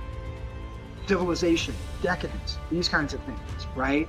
And we have to watch out for that because it will make us weak, right? That's what he was trying to say, right? So it's almost a more nuanced take on what Nietzsche was trying to say. And, that was Howard's philosophy. Whether it's right or wrong, who knows, right? But that was his take in his reading of history, what he saw with humanity, right? This rise and fall constantly, this cyclical nature of humans going through these different stages of barbarism, civilization, savagery. Yeah, the nuance of that, I suppose it's like we are attracted to weakness in the sense that we run away from suffering. Yeah, and I think that's, so I think he would take issue with Nietzsche's, concept there. I think he would buy into the idea that whatever doesn't kill us makes us stronger. I think that would appeal to Howard to some degree, but not in the same way Milius tried to portray the character of the film, right? So, in fact, in some ways, it goes against, again, what Howard was trying to say, right? So, for him, Conan is what makes Conan strong is not the experiences that he would have experienced as a child or as a slave pushing a wheel of pain, right? Conan was born strong because he's a born barbarian. He was born into this. It's literally innate in his nature. So I think he would have a big problem with the way Milius portrayed the character in the film, because it goes against what he was trying to do. Where Milius tries to make it's almost all environment over nature, right? Or nurture over nature. For Howard, I think it was both, but nature was more predominant for him, right? The idea that, Conan's not just a barbarian, born a barbarian, he's 1,000 generations of, right? Yeah. That natural state of mankind. That is what makes him what he is. That's what makes him this primal force of nature almost, right? That's what makes it so that it is hard for Conan to be tempted by the decadence of civilization, even though he spends his whole life in it, right? His whole career in civilization. It still isn't able to fully affect him the way it could. Only maybe by the time he's king do you start to see it a little bit, right? Where he's becoming, I wouldn't say softer necessarily, right? But he's come to appreciate it more, right? I love pointing out the fact that when we first see Conan, in the very first Conan story, Phoenix on the Sword, where he's already king, what is Conan doing in that very first scene? What does he have in his hand? Not a sword. He's got a pen in his, and he's drawing a map, right? He's filling in the areas on the map that the civilized nations don't know about, but he does because he's right? He's adding the knowledge, right? So I think that's one of the things about the character that Milius didn't get. Conan is intelligent. He's not dumb because he's a barbarian, right? On the other hand, quite contrary, he actually has a better understanding of reality and the nature of humanity than a lot of the civilized people, right? And that's one thing that I think gets lost in the Milius version of character. And it's fine. I mean, Milius is doing his own movie. I don't fault him for that. Because Milius he's a creative person. He had his own philosophy that he was trying to put forward in this film, right? And he's using the character of Conan to do that. And I don't fault him for that. Like a lot of power purists, whatever. Yeah, I get it. But listen, Milius is a creative guy too, and he's doing his own thing, right? And he wants to get his philosophy. But that's okay. That's what adaptations are about. And I don't have a problem. And God, I love it. It's a great movie. At the end of the day, it's a different take on the character, and that's okay. I think a lot of the old school Conan fans kind of grouse about the movie because at the time when it came out, they still didn't have Howard's text. They just had DeCamp's edited versions of the text. I feel like now that we have Howard's pure text out there, because that was a big battle. Like for the guys like Rusty Burke that I talked about earlier, Indy Cavalier, and some of these old school fans that were fighting for years to get Howard's pure text out there, literally fighting with DeCamp. Like, for them, I get it, because they've been trying to get Howard's version of Conan out there for decades. So when the movie came out, now all of a sudden everybody knows Conan, but they don't know Howard's Conan still. I can see how that's a sense of frustration for them. But we have Howard's text out. The Del Reys are out. In other countries, the Galant's version, while they're not exactly the pure text, or at least the Weird Tales versions, they're not the DeCamp edited versions. So I feel like that war's been won, and those aren't going anywhere. So now we can explore the character in other media, and I think it's okay now. I don't have as much as I can be a Howard purist too. I have no problem now with pastiche because. As long as Howard's stories are out there for the public, let's have fun with the character now. So yeah, it's cool. And so looking back now retroactively, I have more appreciation for what Milius is trying to do, even if it wasn't Howard's character. That's okay. It's still a great film, I definitely agree. I noticed that Milius blended characteristics of Conan with Kull, Thulsa and Thothamon together, and Valeria and Billet. What are your thoughts on Milius doing this? It's okay, right? I mean, you when you're making a film, you got to kind of do that kind of stuff, right? You got to complete things. You got to, the scene with the witch at the beginning, of the film, that's taken from Worms of the Earth. Thulsa Doom is obviously Thulsa Doom in name only. He's really more like Thothamon. They just took the name, from the Kull villain, which is, because Thulsa Doom sounded cooler, which. That's fine. I get it. With Valeria, you're right. Like the scene where Valeria comes back from the dead at the end and saves Conan. That was something Belit did in Queen of the Black Coast in the original story. He was mining a number of different stories. I'm okay with it, and here's why. Because at least those are the real Howardian elements in the film. At least he was pulling from Howard's stories, even if they weren't necessarily Conan's stories, right? And so. Those are very Howardian elements. It doesn't bother me that much. It doesn't bother me, honestly, those things don't bother me as much as his characterization of Conan, which is a little, like, I hate the whole, like, slave thing. I understand what Milius is trying to do, but, that's, he didn't get the characterization of Conan right, really. And that's okay. He was trying to do something different, and I get that. But when he brought in some of those other elements, even though they weren't from Conan stories, that was pure Howard. I actually have less problem with that, than some of the ways that he depicted Conan, Yeah, it's almost like in regards to like you compare it to for example, the Jason Momoa version. Yeah.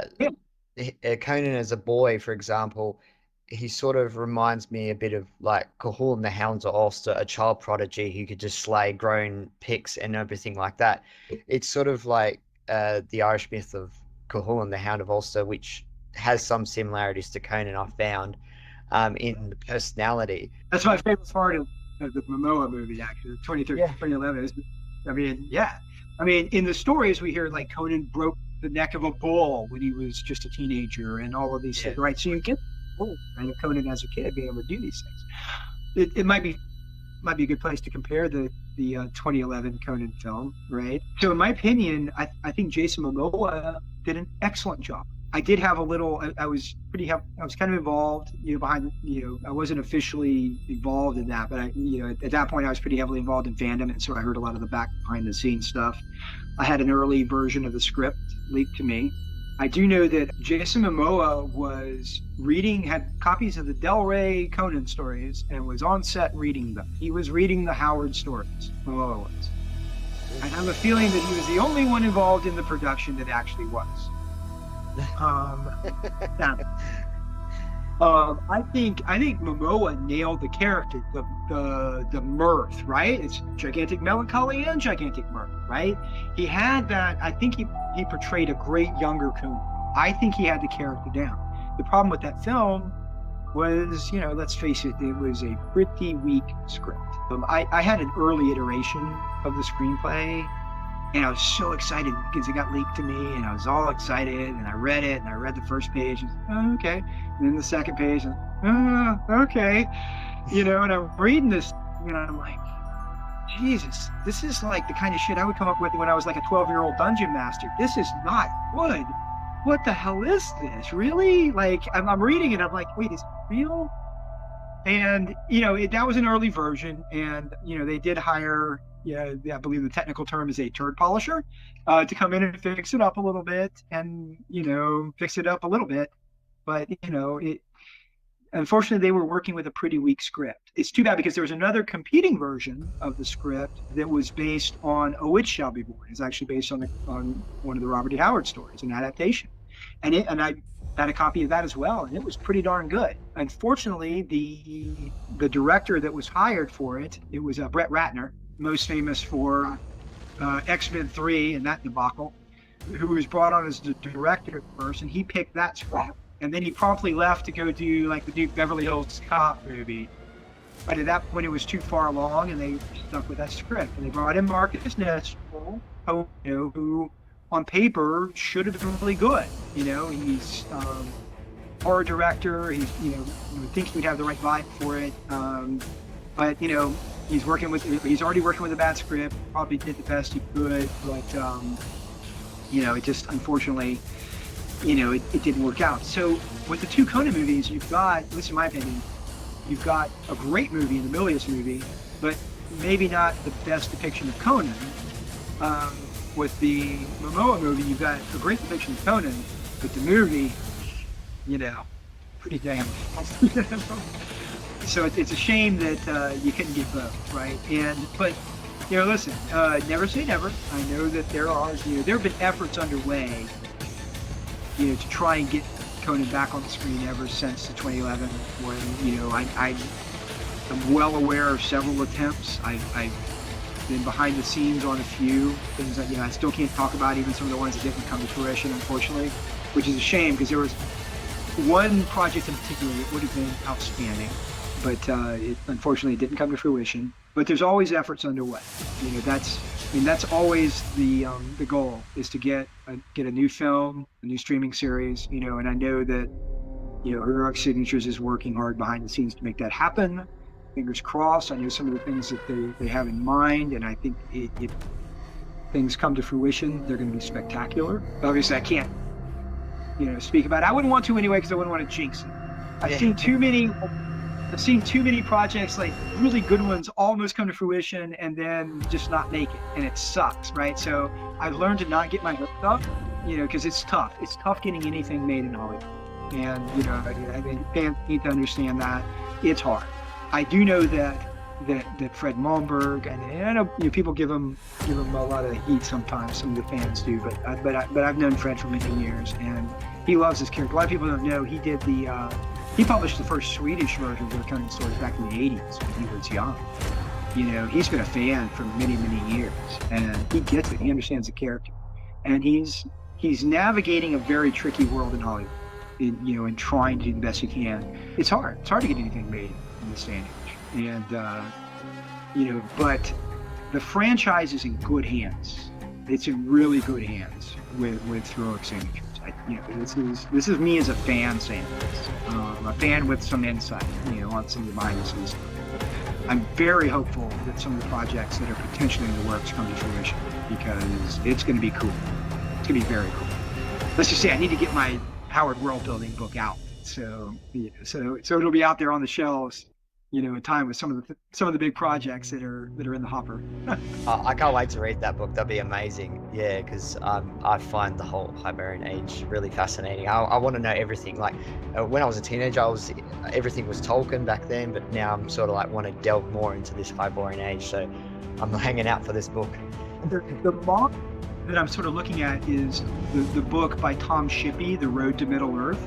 Tom Shippey is a famous Tolkien scholar, and he wrote a similar thing like on Tolkien's world building, like how the whole process he went through to build, to do his world building. And that's kind of the model that I'm looking for. I want to do the Howard version of Shippey's Road to Middle-earth. Oh, that would be amazing. I can't wait. Now, I know Howard had repurposed a Kull story and changed it into a Conan story, which was viral by this axe, and changed it to Phoenix and the sword. So, in a sense, do you think Howard has inadvertently given writers permission to repurpose his writings to fit into the Conan saga? It's an interesting question, an interesting way to phrase it. So it's not the only story he did that with, right? In fact, another Conan story, he did the opposite. The Conan story, The Black Stranger, which didn't sell to Weird Table, he rewrote that as a pirate story, a Black Volnea story, Swords of the Red Brotherhood, just to try and sell it to a different venue. Howard was not, at the end of the day, he was a commercial writer too. He understood the business. Sometimes he would do what was called splashing the genres, right? He would write a story, he would include a couple of elements in it so that he knew he could try and pitch it to different venues, right? So for example, I'll give you a good example, the first Solomon Kane story, Red Shadows. Howard was really trying to break into Argosy, right, which was a high-end pulp magazine at the time. They would publish a number of different genres, adventure stories, westerns, every now and then they would have even, what we would call a weird fiction story or even a science fiction story in there. And so he wrote the first Solomon Kane story, as a sort of swashbuckling medieval adventure, hoping he could get it into Argosy, which is a much higher profile magazine than Weird Tale, where he was normally selling stuff. But he made sure to incorporate a couple of weird elements in there. There's not much in there. You've got, no longer the witch doctor who does, possesses somebody, and you got to fight a gorilla and things like that. It's not really heavy on the supernatural. You just got a little bit of supernatural stuff because he was trying to pitch it to a magazine that normally doesn't do that. Argosy didn't buy it. They rejected it. But he had enough supernatural stuff in there that he knew he could go to Weird Tales and sell it to Weird Tales, and he did, right? The rest is history. With, there's another story, Ace Jessel, The Spirit of Tom Molyneux, and it's a weird boxing story, right? Howard's famous for, creating these hybrid genres like sword and sorcery and weird western. He created weird boxing too. It didn't really take off, right? But he was trying to sell this. He had a boxing story that had a ghost in it, essentially. He was trying to sell it to fight stories. That's what he wanted, but it didn't work. They rejected it, but he had a ghost in it, so he was able to sell it to ghost stories, right? So Howard understood the nature of the industry, and he would, if you had to tweak something a little bit, there's another story, The Fire of Ashurbanipal, that exists in two versions. It's a sort of a Indiana Jones style adventure story. It has one version that, it's just a straight up adventure story that he was probably trying to sell to Top Notch or one of those other magazines. And there's another version that's got a Lovecraftian monster in the end. Like added that in and created a supernatural version. He sold it to Weird Tales because the other one got rejected. So I don't know that I would say he's giving people permission, but he understands, right? So when you he would understand. you do what you got to do to sell the story, right? If that means tweaking it, if that means adding an element for this particular editor so you can get it sold, you do what you got to do, right? The first person to really sort of do that was DeCamp, starting in the 1950s. DeCamp took a couple of non-Conan stories, like some El Barak stories, and changed them around and turned El Barak into Conan and added a supernatural element, stuck it in the Hyborian age, and things like that. He would turn them into Conan stories because that's what the editors wanted to buy. Now, looking back, people give him a lot of crap for that, mostly because he was kind of, posthumously exploiting, this property. But I don't know. I mean, I think at least Howard would have understood why he was doing that. He would have understood the commercial side of it.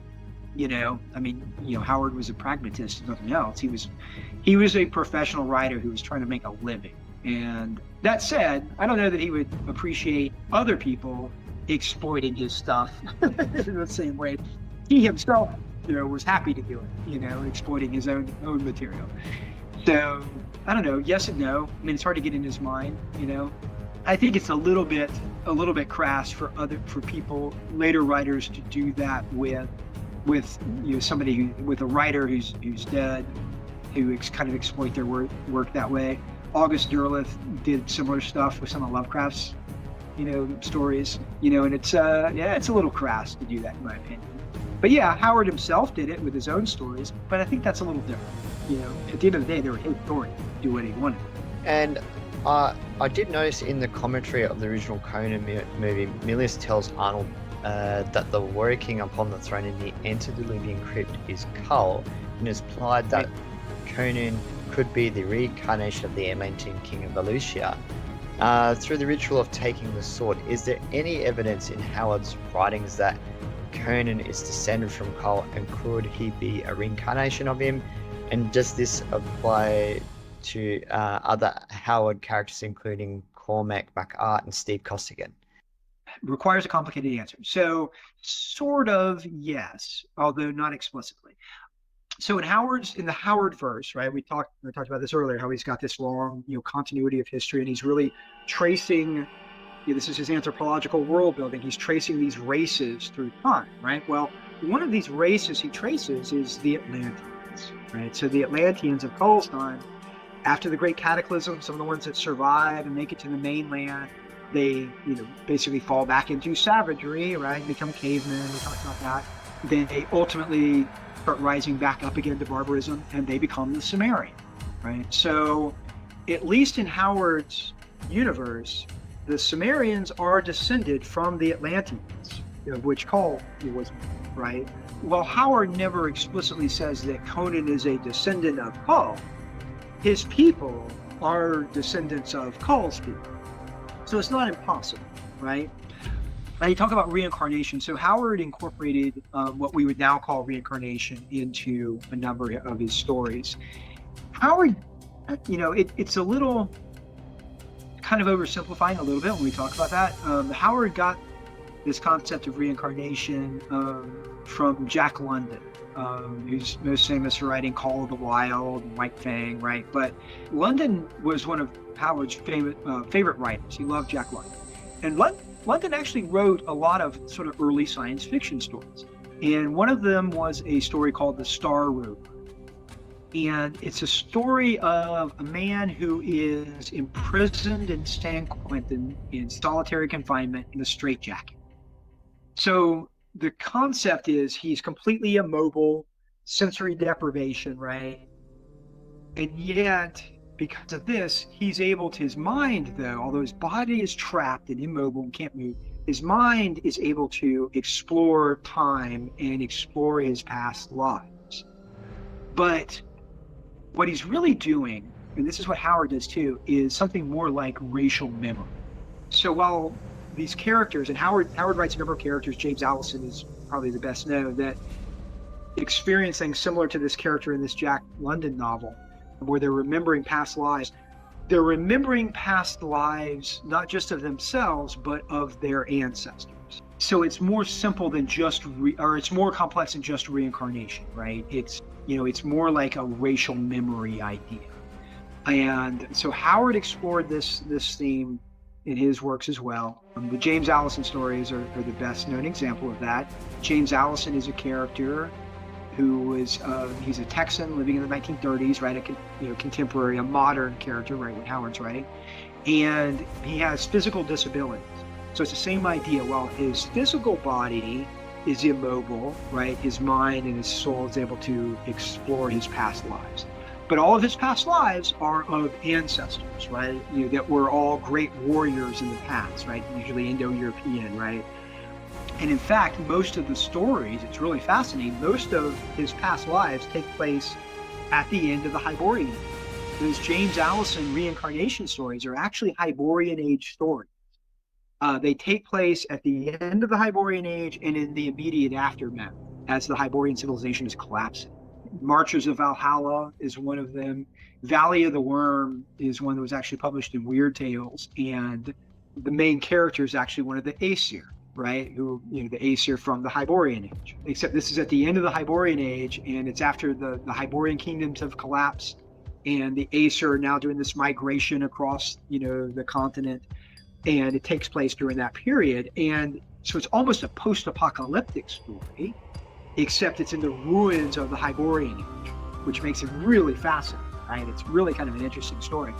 So, Howard was playing with this idea. So when you say, is Conan the reincarnation of Kull, he never says that explicitly or even really implies that. But since we know that the Sumerians were descendants of the Atlanteans, right? It could be, right? I mean, it's possible.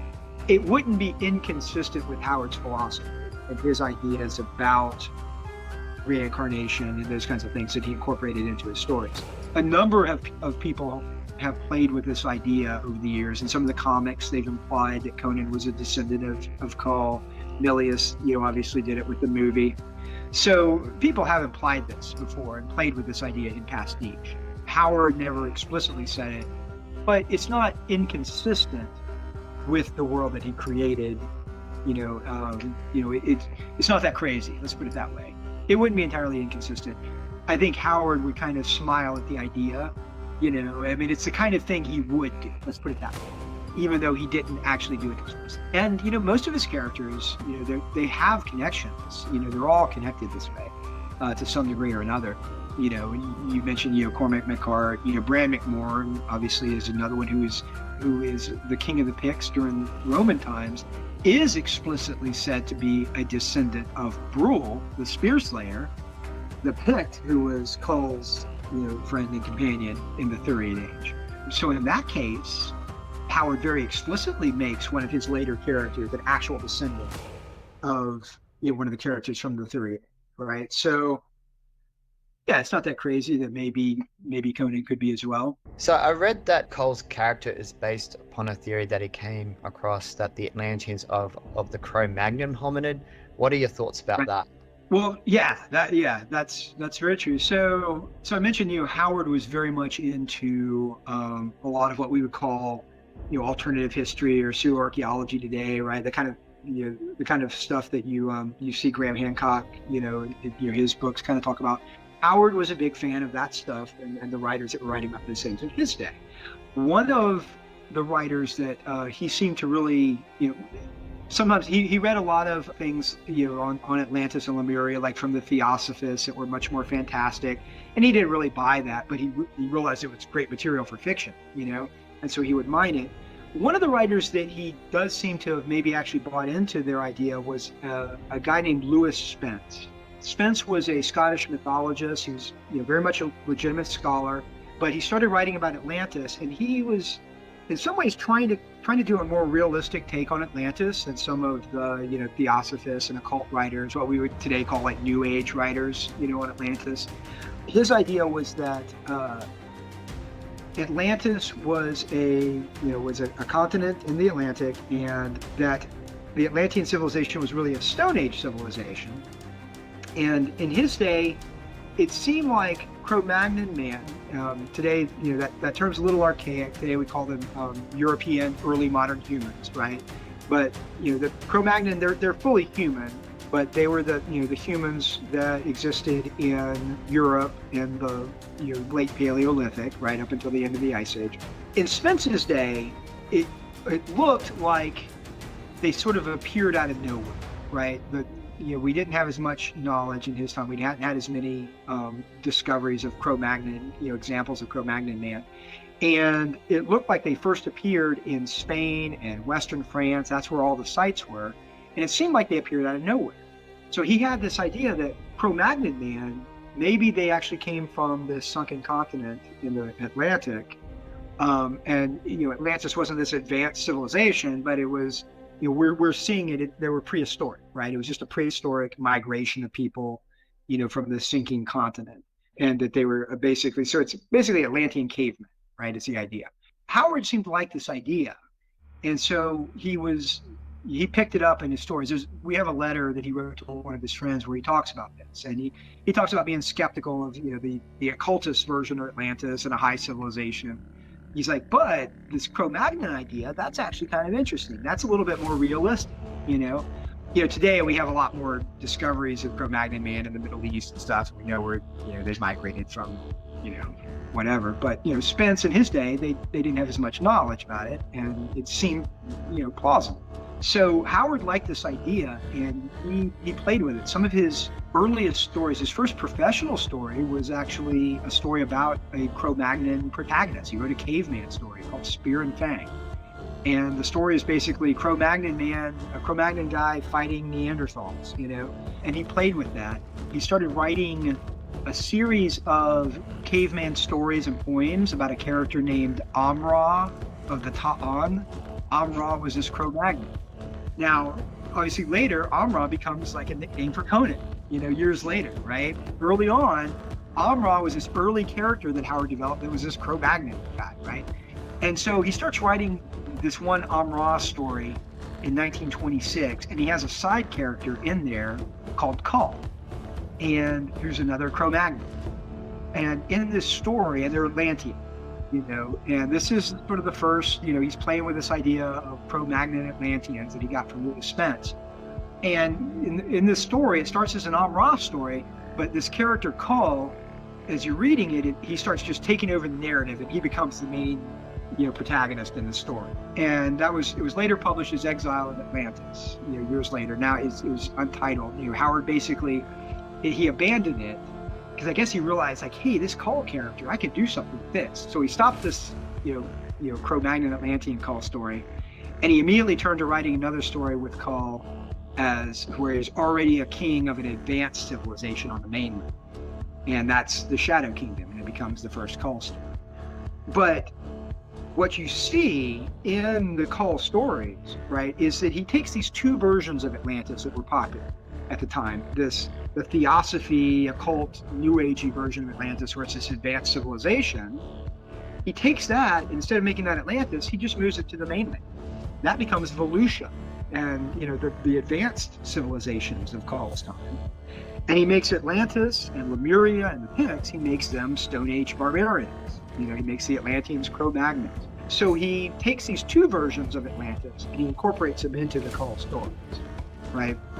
They had high advanced civilization, antediluvian civilization, that becomes Volusia, and Atlantis is a Stone Age version, which is pretty unique, right? You don't see that much in fiction. So that's what he did with that. That's where he was getting it from. And it's pretty cool. I've read all of, because I love this stuff, I've read all this stuff. Lewis Spence's book, I've read all the Theosophy stuff. He was borrowing from, all of that material. Some of it, which he probably thought, maybe legit. Some of it he thought, yeah, that's probably nonsense, but man, this is good stuff for fiction, And his contemporaries were doing the same thing. Lovecraft, Clark Ashton Smith, the other writers for Weird Tales, they were all reading all of the same kind of stuff. They're all incorporating lost civilizations and Lemurians and Atlanteans into their fiction. All of those guys were doing that, recommending books to each other, and you got to read this. This is crazy. This is good stuff. Edgar Rice Burroughs was borrowing from that stuff. His Edgar Rice Burroughs' Green Martians, the Tharks, are basically the Theosophy version of Lemurians. So a lot of these writers were borrowing from what we would today call pseudo-archaeology or alternative history books. A lot of these early pulp writers, speculative fiction writers, were making use of that material. It's kind of cool because I love all of it. it was a pretty amazing period for pulp fiction at the time. All the great minds coming together and just cross-pollinating all these different sources. Which mythological tales and characters of, like, Irish, Greek, and Norse that influenced writings, do you think, or characters from those stories? He was borrowing. I mean, he borrowed from, lots of different places. In the Conan stories, probably his most mythological story, most explicitly mythological story, is probably Frost Giant's Daughter. That was the second Conan story that he wrote. Really, kind of the first, right? Because the first Conan story was really just a repurposed Kull story, like we talked about earlier. The first standalone Conan, Frost Giant's Daughter, incorporates explicitly a lot of Norse mythology, but at least one Greek myth too. You get, in the story, Conan's fighting in a battle, and it opens at the end of a battle where he's fighting one last warrior, they're the last two standing, and he fights this warrior, the guy hits him on the head, and he has like a head injury, but he kills him, and then it's almost like he is in another realm almost, and it's kind of hard.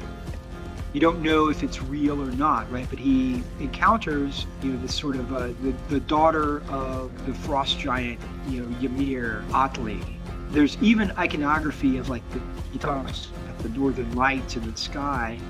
But that warrior that Howard defeats, that Conan defeats at the beginning of the story is named Heimdall. Right, Heimdall is the guardian of Bifrost, the Rainbow Bridge, right? So even metaphorically, how Conan defeats the guardian of the Bifrost Bridge, and then it's like at that point he's transformed or he's transported into this mythical Norse realm where he's encountering these deities, and then by the end of the story, you go through this, and then there's a question at the end. Well, did he really experience this, or was it just because he was hit on the head, right? And then but he's got the gossamer piece, oh, maybe it was real, right? So Howard loves to play with this idea, and you see this in the Conan stories. Are the gods real or not? But in that story, he chases the Frost Giant's daughter. He's following. He's just about to catch her when her father sucks her back up, right? That's almost identical to the Greek myth, of Daphne and Apollo, where, you've got the chase, of chasing the nymph, right? And, and then, she turns into a tree or whatever at the end. So Howard was absolutely pulling on mythology. I mentioned it earlier when talking about Yakusha. He loves to do this idea of Hammerism, the idea that our modern, myths and religion come from these events that took place in the in the Hyborian age, and we have sort of a pseudo euhemerism, right? It's fictional euhemerism. I mentioned the story Valley of the Worm, right? This James Allison story where he remembers his life as this great warrior at the end of the Hyborian age, and in that story he fights this giant serpent, a giant snake, which may actually be Satha, the snake from Scarlet Citadel, that has survived now through the end of the Hyborian age, but it's escaped now and it's out in the wild, right? It was written just after Scarlet Citadel. It was published not long after Scarlet Citadel.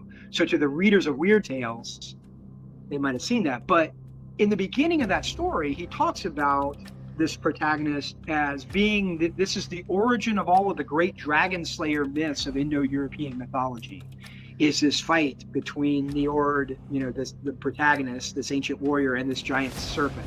That's where all of our myths of the dragon slayer, Sigurd versus dragon, and all the other ones comes from this real event back in the Hyborian. So not only did Howard was inspired by Afro mythology, he was creating fake origins for our real mythology, too. Fictional origin for our mythology, which I love, right? It really is. It's like a euhemerism, Yakusha is a great example, but there's a number of these in his stories, and that's another great. So, Howard was very well read. He incorporated a number of these elements. One thing that people don't talk about much, Bran McMorn, I think, is very much an Arthurian figure. I think that Howard, had he really finished the story of Bran McMorn, it would have been sort of a Pictish version of the Arthur story, where you have this king who is sort of tied to his people and tied to the land, And in Worms of the Earth, in that story, he ends up having sex with this witch woman, right? The one the scene from the Milius Conan movies was stolen from. And it's implied there that their union, whatever the product of that union, is going to be his downfall at some point. So it's almost like Arthur and Morgan Le Fay, right, and the child Mordred, right, that's going to ultimately be his downfall. I think that's where Howard was going with Bran McMorrin. So he's always trying to incorporate mythological and legendary themes into the stories. I mean, that's very much part of what he was doing, but he would always do a different twist on it, like that. It would never be just a straight translation of mythology. He'd always have to put his own spin on it, work it into, well, that's not the real, here's where the myth really came. That's what, he loved doing. And, I love that, and sometimes it's real subtle and you don't pick up on it. How was Howard influenced by Charles Darwin's writings, for example? That's a great question. I've written a number of articles actually on what's called evolutionary or anthropological anxiety in Howard's stories. So I don't know that how much he was directly influenced by it, but indirectly he was hugely influenced by the idea of evolution. And he's not the only one. There was a scholar, a German scholar, Virginia Richter, who developed this model where she was looking at how, and she called it anthropological anxiety, but evolutionary anxiety is probably a better name for it. She was looking at how Darwinism and the prominence of Darwin's evolutionary theory, how it had an impact on popular culture in the late 1800s and early 1900s. It's a really fascinating model. And as I was reading her book on this, she looks at different ways in which it starts to appear. Like people are starting to think about evolution and what does that mean, right? So, you had a society that was, very, at least Western society was very much dominated by Judeo-Christian thought and the idea that, humans are created by God. So we're a divine creation, which makes us special. But now this new theory is saying, well, we're just another animal, right? We're just, we are an animal like everyone else. We may be a little higher up on this evolutionary scale, but that's potentially precarious, right? If you can evolve, into a higher organism, then there's also the threat that you can devolve as well, right? And you can become less evolved. So there's that threat as well too, right? Our special place in the universe isn't there anymore, right? We can potentially devolve as well as evolve, right? And so how does that new concept and this new sort of understanding of humanity's place in the universe, how does that appear in fiction, right? And for her, she uses several examples of it. Like one thing is the physical body is no longer immutable, right? It's plastic. We can change, our physical body can change. There are fears of what happens when you could have apes, right, that act too much like humans. You can have humans that act too much like apes. You can have, and then she starts looking at different examples, and you can have, again, that threat of devolution, not just evolution.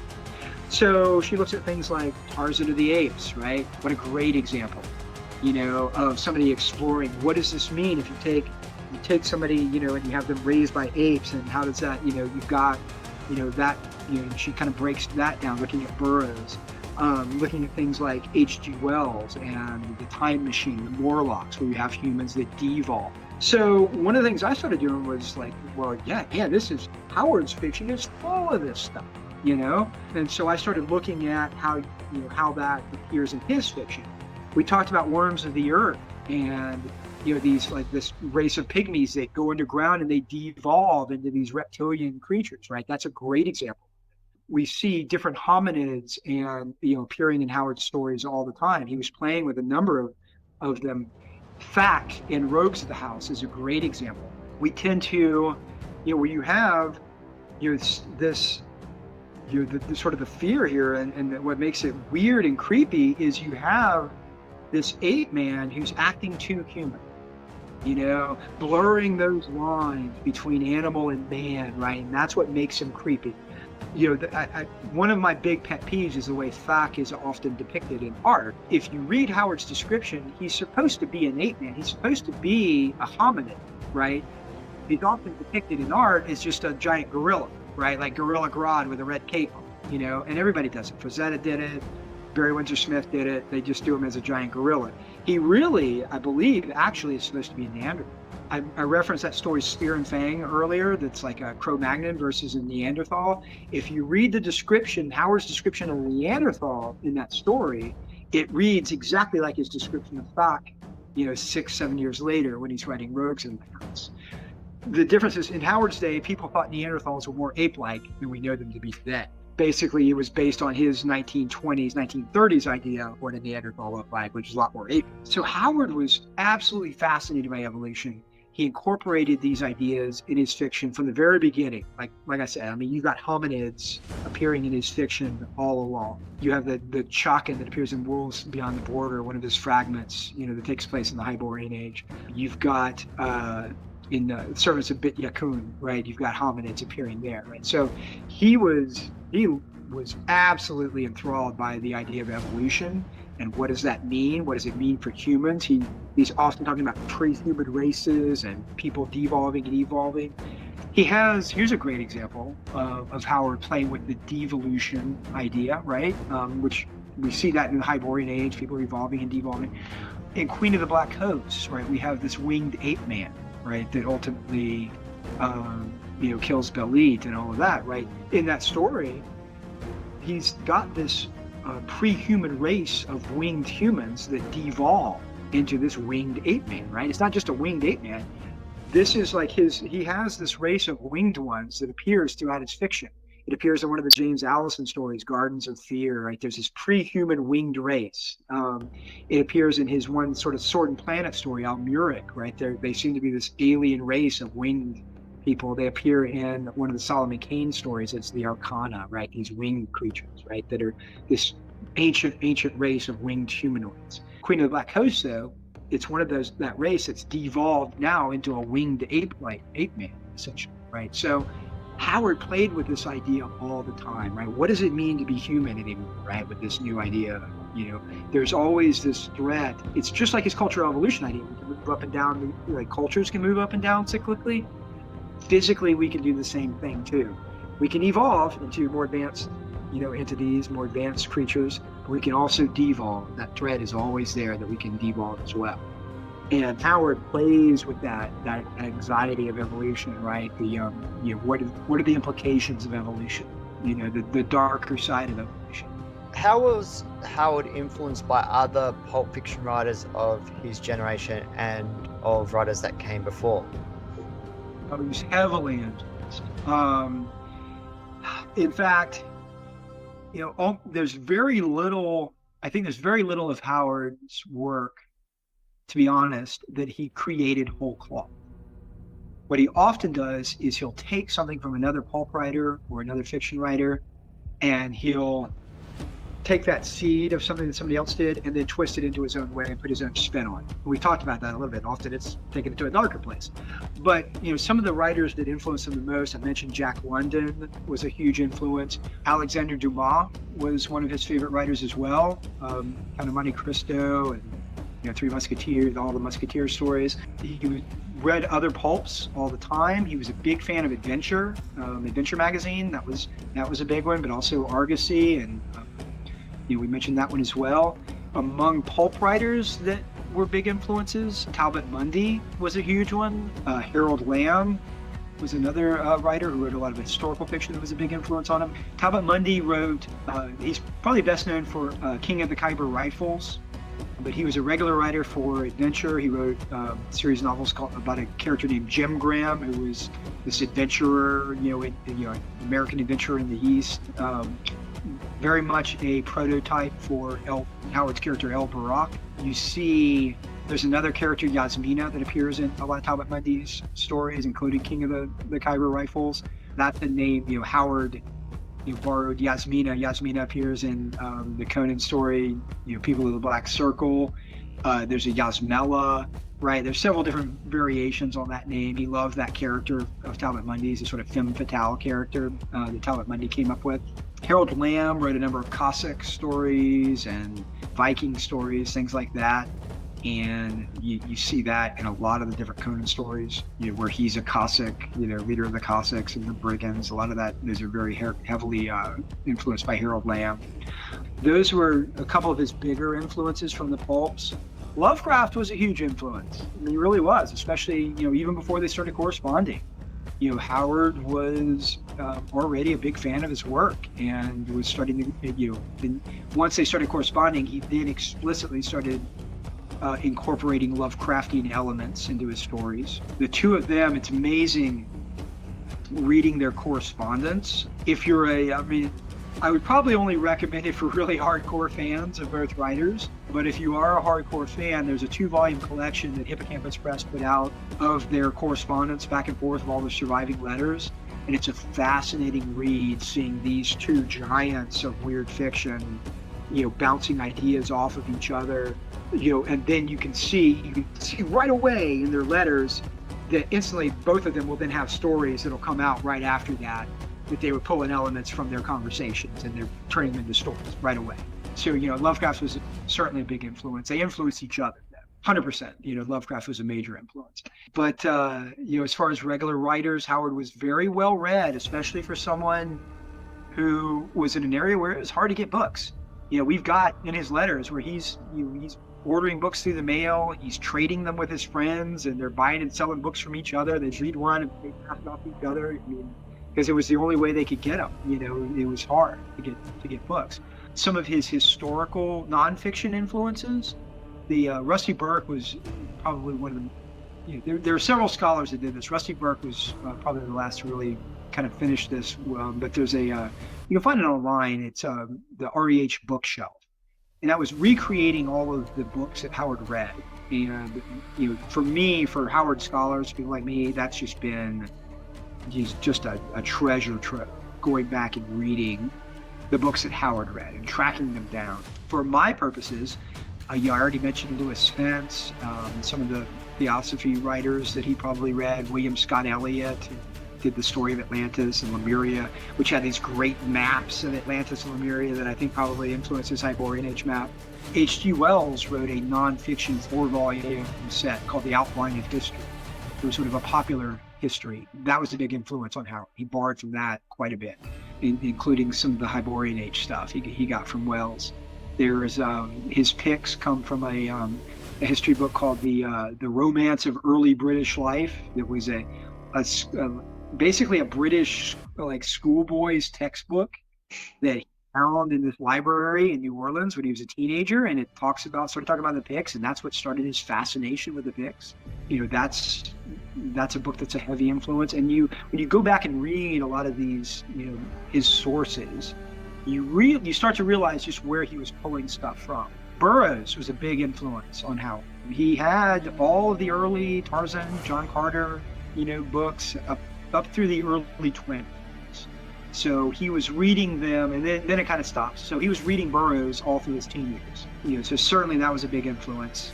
Tarzan, John Carter, the famous, even today, one of the most famous scenes that was, immortalized by Milius, him being crucified and biting the vulture. That comes from a Howard story, A Witch Shall Be Born. But that in turn, that exact scene comes from a similar scene where Tarzan bites a vulture. So that comes straight from a Tarzan novel. Even today at Thanksgiving, everybody shares the meme of Arnold biting the turkey, the vulture, for Thanksgiving, right? That actually comes from a Tarzan novel, ultimately, So Burroughs was a big influence. You never see Howard mention Burroughs much in his letters as being a big influence. It's almost like he was embarrassed that he read all the Tarzan and John Carter stuff as a kid, because he doesn't talk about it with other literary friends and stuff like that. But 100% you can see the influence of Burroughs in a number of stories. The Solomon Kane story, Moon of Skulls, is a big one. That's very much a Burroughs story, 100%. So that's, kind of a smattering, to give just an example. But he borrowed quite a bit from other writers. But what he did do was then he would take the elements that he borrowed and put his own spin on them and work them into his own worldview and his own philosophy. That's what he offered with the other writers that he was borrowing, taking inspiration. So what hominid would Conan be? Is he a combination of Cro-Magnon, Western hunter-gatherer, and Indo-European? Well, we kind of dabbled on that. So in Howard's world, because he's descended from the Atlanteans that came to the mainland and became Cro-Magnon man, he would be descended from Cro-Magnon. But by the time you get to Conan, he's already more of a Neolithic human, right? So I would say he's a ancestor, or rather, the Cro-Magnons were his ancestors. He's a descendant of Cro-Magnon that's now kind of evolved to become barbarians, right? They're no longer cave. So yeah, he's fully human. But in Howard's world, the Sumerians then become the ancestors of the Celts later on, right? So again, it's that he creates these fictional, racial histories, essentially, right, of all of these different groups, and so that's where Conan's fully human, but yeah, his ancestors would be Cro-Magnon in Howard's universe. Yeah, I read that the Western hunter-gatherers, they were the first people to evolve blue eyes, so the piercing blue eyes of Conan, I thought, must be a connection there. So with the blue eyes, right, because that's a regressive trait, and yes. blue-eyed people are actually disappearing. Give it a few more thousand years, and there may not be any more blue-eyed people. Yeah, see what happens. Yes. So, is there any other thoughts or remarks you would like to leave for the Conan fans before we wind up the interview that you would like the Conan fans to know? Especially for those who might be fans of the films or the comics or Conan and other media, one thing I would encourage you to do is go back and read the original Robert E. Howard stories if you haven't already done so. There's something very special about reading those real, primal, raw, visceral stories from the 1930s, in a time, where, there are elements that are, maybe somewhat dated today, right? So you got to understand the context they were written in.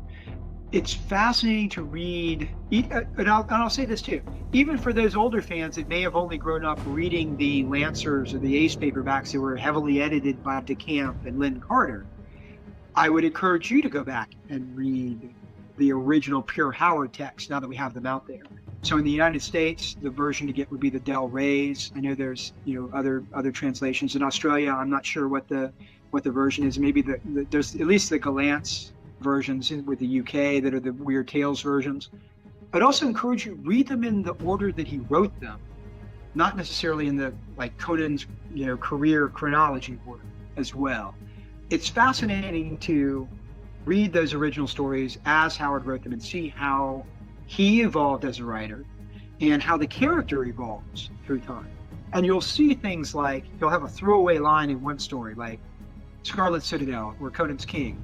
He meets a character that remembers him as, I remember you when you were Amra years ago on the Black Coast. Well, the next story he writes then is Queen of the Black Coast, right? So he'll drop a line in one story, then the next story he'll pick up on that thread and run with it, and it may be years early in his career or years later or whatever, right? The stories are told out of chronological order as though Conan's this old warrior sitting in a bar telling the stories of his career, right? That's how the stories were written. So that's one thing I would encourage fans of the character that maybe have only experienced Conan in other media like the films or the video games or the comics. Read the original Howard stories. They are something special. They are foundation literature for speculative fiction, hugely influential. So that's certainly one thing I would encourage people to do.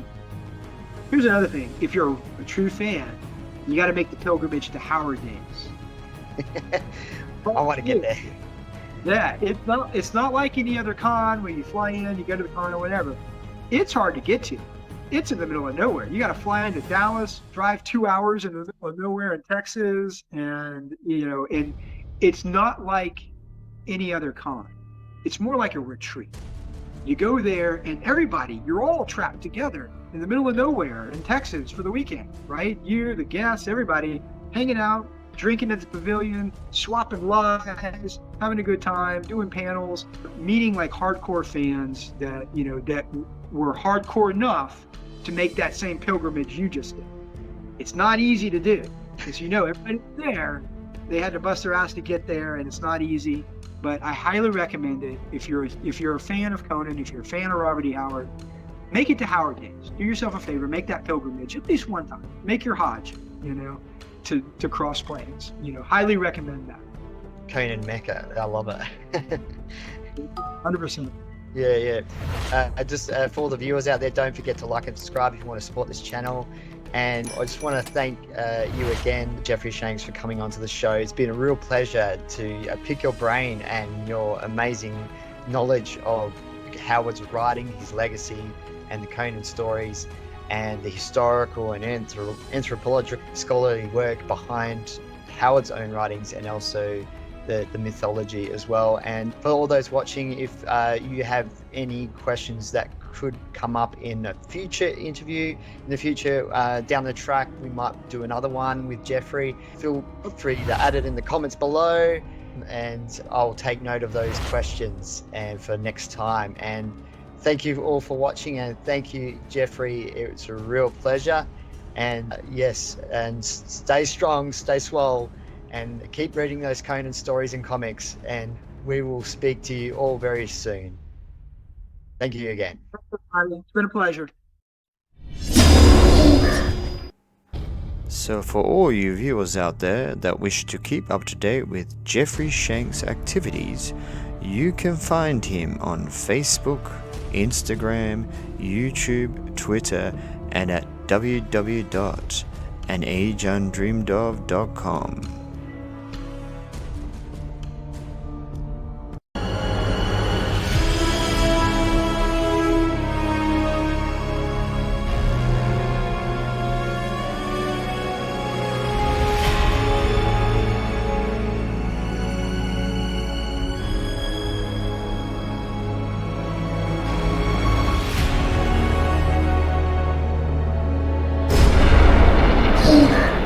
Ascended King.